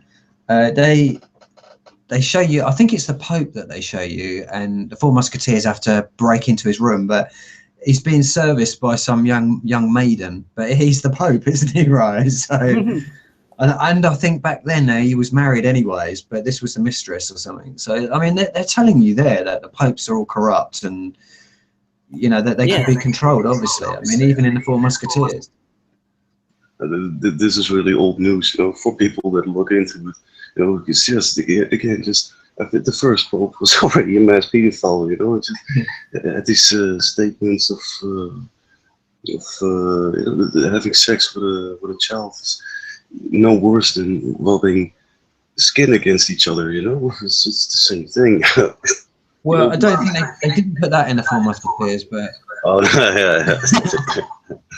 It's the same thing with these Bond movies, you know, got these MI5 or MI6, whatever, agents, because they always just hid it in plain sight, you know. Now you've got all these movies about Jesuits coming up. You know, it's really trying to win sympathy for the Jesuits, you know. But it's just they do it. This is their mass. I'm sorry, tools of mass deception. All these movies and TV and everything, man. So yeah, they play around with this shit. Man. I don't know which. Yeah, what the Pope having sex. I don't know. It's just crazy.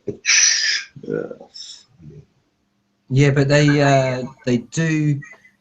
That is one of the main tasks of the media, to infiltrate the culture of the people. You'll have to mute, Blunt. It drives me mad if I can hear myself talking back. Yeah, but basically they do that all the time. They change if there's any bad news comes out about the royal family, over the next 2 years there'll be a saturation of TV programs and sort of like little mini dramas about the royal family that'll be there to promote them and make them look better. And it's just really, it's like the flashy thing in the Men in Black. That's what they're doing through the TV and the media, is that they're washing everyone's mind of all the truth that happens so that they can believe the lies in the future. Hmm. And basically the last thing that you were washed with is what you remember. So you kind of forget the real story, because if you remember the real story, there'd be a fucking revolution tonight. You know? For me, it's just this tsunami of information, just constant disinformation, pretty much all of it. You know? But people don't really have the time to even really think about stuff. You know what I'm saying? Or have deep conversations with someone, and we're being taught not to do so. You know, through multiple ways or whatever. But so that's I don't know. It's just the disinformation is one thing, but the lack of time or lack of interest or empathy to try to figure it out, that's also a major problem, you know, because I don't know, disinformation has been there all the time. Just look at the fucking religions, you know. No, yeah, I agree. I see the same thing over here. You know, just when we had some trouble, some bullshit with the royal family, then we had this terror attack, you know, with someone in Queen's Day, you know, and someone drove through the public and just coincidentally crashed into this obelisk, you know. I'm sorry. But yeah, so we will set up for sure, but it's just what? So we gotta protect the royals, you know, and whatever it is. Yeah, that's the main agenda. I'm sorry, when we get I don't know, you have this golden car, what do you call it? That's being pushed by horses, this golden... coach and horses. Yeah. Sorry? Coach and horses? No, those horses who pull that golden wagon. That's called it, you know, that shit. A couple of years ago, there was this dude who was trying to throw this vaccine light, with a big heavy, and he threw it right on the golden wagon, you know. So it was good to it was a good sturdy window because it probably bulletproof or something. Stop laughing. Let us laugh. I think he's still locked up. I think he's still locked up. He tried to throw that vaccine light. I'm sorry, he did throw that vaccine light at the golden wagon. Oh, the vaccine. Yeah, vaccine light. I don't know. It's just like it was a heavy thing. If the Queen would have gotten that on her head, she would be dead probably. You know, we just threw it just really hard at this golden wagon, and I think he's still locked up or is going to mental, you know, shit. You know, that's worse than killing the peasants. You know, really. But people have their assaults over here. It's just, I enjoyed it. You see, it's probably funny because the Queen probably says to the police captain, so are you saying the peasants don't like me? I thought they all loved me. Oh my God. They probably believe that everyone loves them. I mean, they're out there waving their flags. You must be doing it right there. No, they know this very well that a lot of people hate them, but they are in the assumption that they know better for us what's wise for us, You know that they have the supreme authority. They're better than us. That's the. It's like this condescending megalomania way of thinking. You know, so oh, he's upset, but he doesn't understand. You know, it's for his own good. Or, you know, that's their way of thinking, in my opinion. A lot of the times.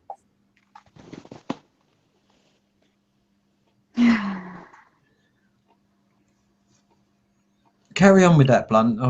You were getting there, but keep going with that.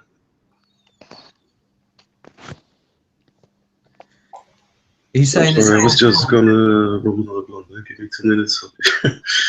Right back. Are you saying that the royal family think that? Mm. That they know? Yes, for sure. Yes. It's this megalomania way of thinking. You know, they know what's good for us, and you know they deserve to rule us. You know, they're better, and you know, bloodlines, whatever. It's just that's how they're being trained as well. You know, you get this behavior because you're constantly being isolated in this high class circles and everything. That's how they talk to people. You know, doesn't even have this or that. No, it's this behavior. You know, and we do it as well. You know, because this middle class who just has a couple of hundred G's, and then they feel like some really badass over your average Joe. Sorry, got to mute up now. Yeah, I think there's a bigger reason than that. I think it's so that none of the peasants and any of the aristocracy, for that matter, it's not just peasants, but they don't want anyone outshining the royal families. So if you do something on this planet that outshines them, like, for example, Bob Marley goes out there, writes a load of hit songs, and just millions and millions of people adore him for it, that outshines the royal family, and they don't like that. And that they want to do things to stop that happening, and that's the main game. To prevent everyone. Do you know who Bob Marley married to? Pardon? Do you know who Bob Marley married to? No. The woman is one of those 13 papal bloodlines. You know, it's just, then she came into his life, and I don't know, a year or 2 years later he died. You know, so I was just building on what you were saying. Sorry. Well, you know, pick somebody else then. I don't know, but there are other people out there who do the same thing. You know, I just can't think of any at the moment because everyone who I know, I thought of, will be part of the control system. You know, like you could say John Lennon. All right, there's another guy. You know, I mean, he was used by the control system, but he still went out there and fought against them. I mean, so did Bob Marley, really, in a way.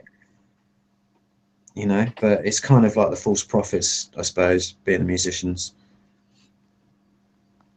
Because I really don't look in these public figures as someone to look up to or whatever, like icons, just people I've met in my life. You know, those people I look up to because I don't know them personally. You know, Bob Marley and everything. You know, he could be a gigantic piece of shit. You know, he could write some good stuff, but he could be just a major asshole. I don't think so. But you don't know, man. It's just something being brought to me. You know, it's not something I'm living or I'm experiencing. You know, it's some story being told to me. Yeah, whatever, man. Might as well talk about Jesus. Yeah, no, I hear that. Well, I mean, you know, in Bob Marley's case, I mean, he was saying, you know, stand up and live, you know, fight for your rights. You know, I mean, that's what he was saying. Live up, you know, stand up, live up, you know, get up and fight for your rights. I mean, that was his message. So I think he went, you know, if he was, I think he was just a talented musician that, I don't think he was that talented when he started. He just worked really hard at it and became a master, you know. From what I don't know that much about him, but you know, I know a lot of his music and that. I think he started out doing religious music. I didn't know that. I didn't know that he was doing that. But you know, put Bob Marley. Don't forget. Don't take Bob Marley out of the context of his time. You know, the world was very much dominated by Catholicism. So to be, you know, a child growing up in a religious community was probably quite a normal thing. Yes. So, and he developed his own style, his own language of speaking to the people en masse through music. And he actually invented reggae. You know, reggae didn't exist before Bob Marley, I don't think. I think it was him who invented it. So he developed his own style of music as well, which was radical. That was what was so radical about Bob Marley. And then he came with those, you know, magnificent hits that he did that become just legendary. So, and somebody like him, you know, he became world famous, and you know, he would fill up stadiums, you know, of people. And I mean, they did all that they could to suppress his name getting out there in the public, you know, through the media. They promoted everyone else to try and drown him out, but he still shone through. Yeah. And a lot of musicians do that. And it's interesting that a lot of the musicians, like Prince as well, and Michael Jackson, and Tupac, Biggie Smalls. I mean, I wasn't that mad on Biggie Smalls stuff, but you know, just they all get killed off, and it's all of these people who seem to attract a lot of public attention. Yeah. Yeah. Yeah, You know, and also doctors as well. You know, people who come up for cures for cancer, they get bumped off and disappear. You know, all the medical people. You know, not just, speaking of music, you know, heavy metal music, you know, they try to, you know, pretty much ban it. You know, if you listen to some of it, you know, the older stuff and some of the newer, you know, they talked a lot about, you know, what's going on today. You know, back then even, you know, and that's why they tried to kill that out. You know, the Tipper Gore and all that crap, you know. Yeah, I don't know nothing about metal music because I never really followed it. I just, you know, to me, I see heavy metal as, you know, especially some of it. But then I suppose it's just like all of it. No. It's the same as dance music, though. It's like if you're not into dance music, what most people would consider to be dance music is not really dance music. It's just what's been advertised on the mainstream media, and that's what they become aware of. And I guess that's the same for metal music as well. You have to really go into it to try and get the real stuff, you know. And it's surprising. I mean, I've been a DJ for like 10 years, so I mean, it's you'll be amazed at how much there's not that much good music out there. Funny enough, there's very few people produce the real gems, you know, and they always stand the test of time. And I mean, there's a lot of great beats, but those great beats, and I've spent over $5,000 on those great beats, and they last about 6 months, and then you just don't want to hear them anymore.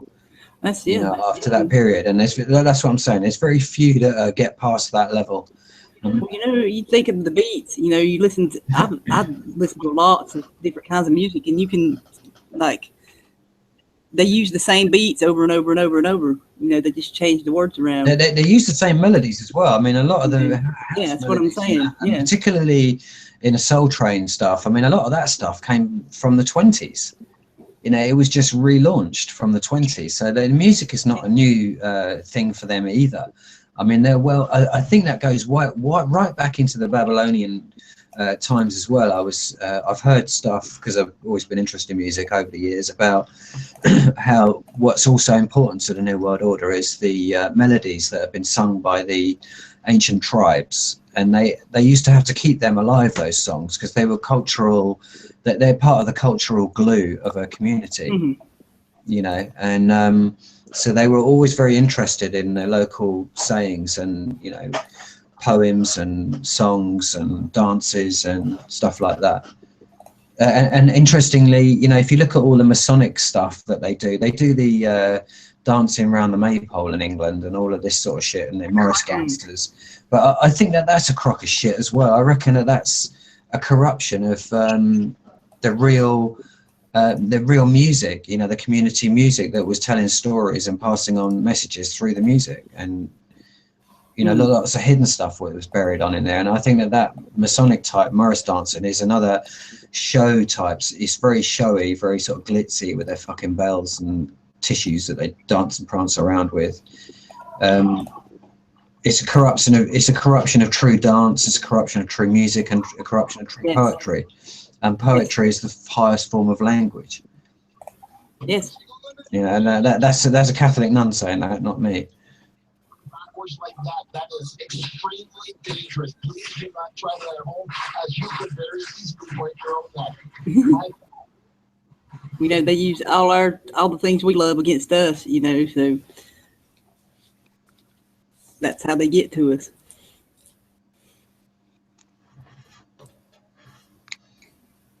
Say that again. They use all the stuff that we love against us. Yes. Yeah, right. Yeah, they do. They've everything they've got has been stolen from somewhere else. They haven't invented any of it. No, they haven't. They never created any of it. I mean, I know how much work it is to create stuff on your own, and it's just you haven't got time for anything else if you're doing that.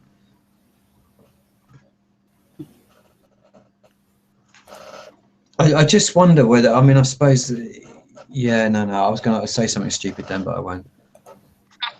I answered my own question before my mouth engaged. Okay. Right in the chat. Hello. I don't know what you're on about, but I don't either. yeah. I don't know. People got Just anyway. it's hard. Yeah. I don't know. Anyway. I can't comment.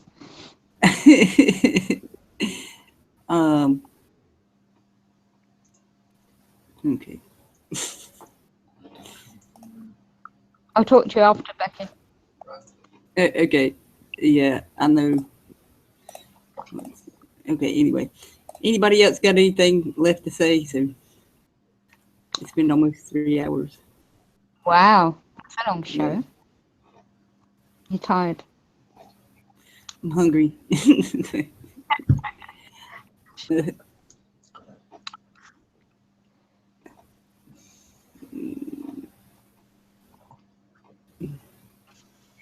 Crickets. Okay. Anybody got anything to say before we go? What the fuck? Eric? What the fuck? Wednesday was Yes. great. I loved it. Yeah. Yeah, good one. Yeah, good show, Becca. Well done, mate. I thought you were giving up for Well, a y'all while. like It's been about a week, isn't it? Yeah. You've normally done about It is. 5 shows in a week. You know, Graham was doing a lot of stuff, so Right, yeah, no, that's cool. He's doing more I activism. love listening to him, so that's fun. Good stuff he talks about. So it's really interesting if you can understand it. So anyway, True that. okay, we'll see y'all next time. Next Saturday, I do the survival show thing. Try to get some people to talk about canon. If not, we'll talk about Good all that idea. other stuff I've got somewhere on my computer. But anyway, see y'all later. Peace, love, help each other. So bye.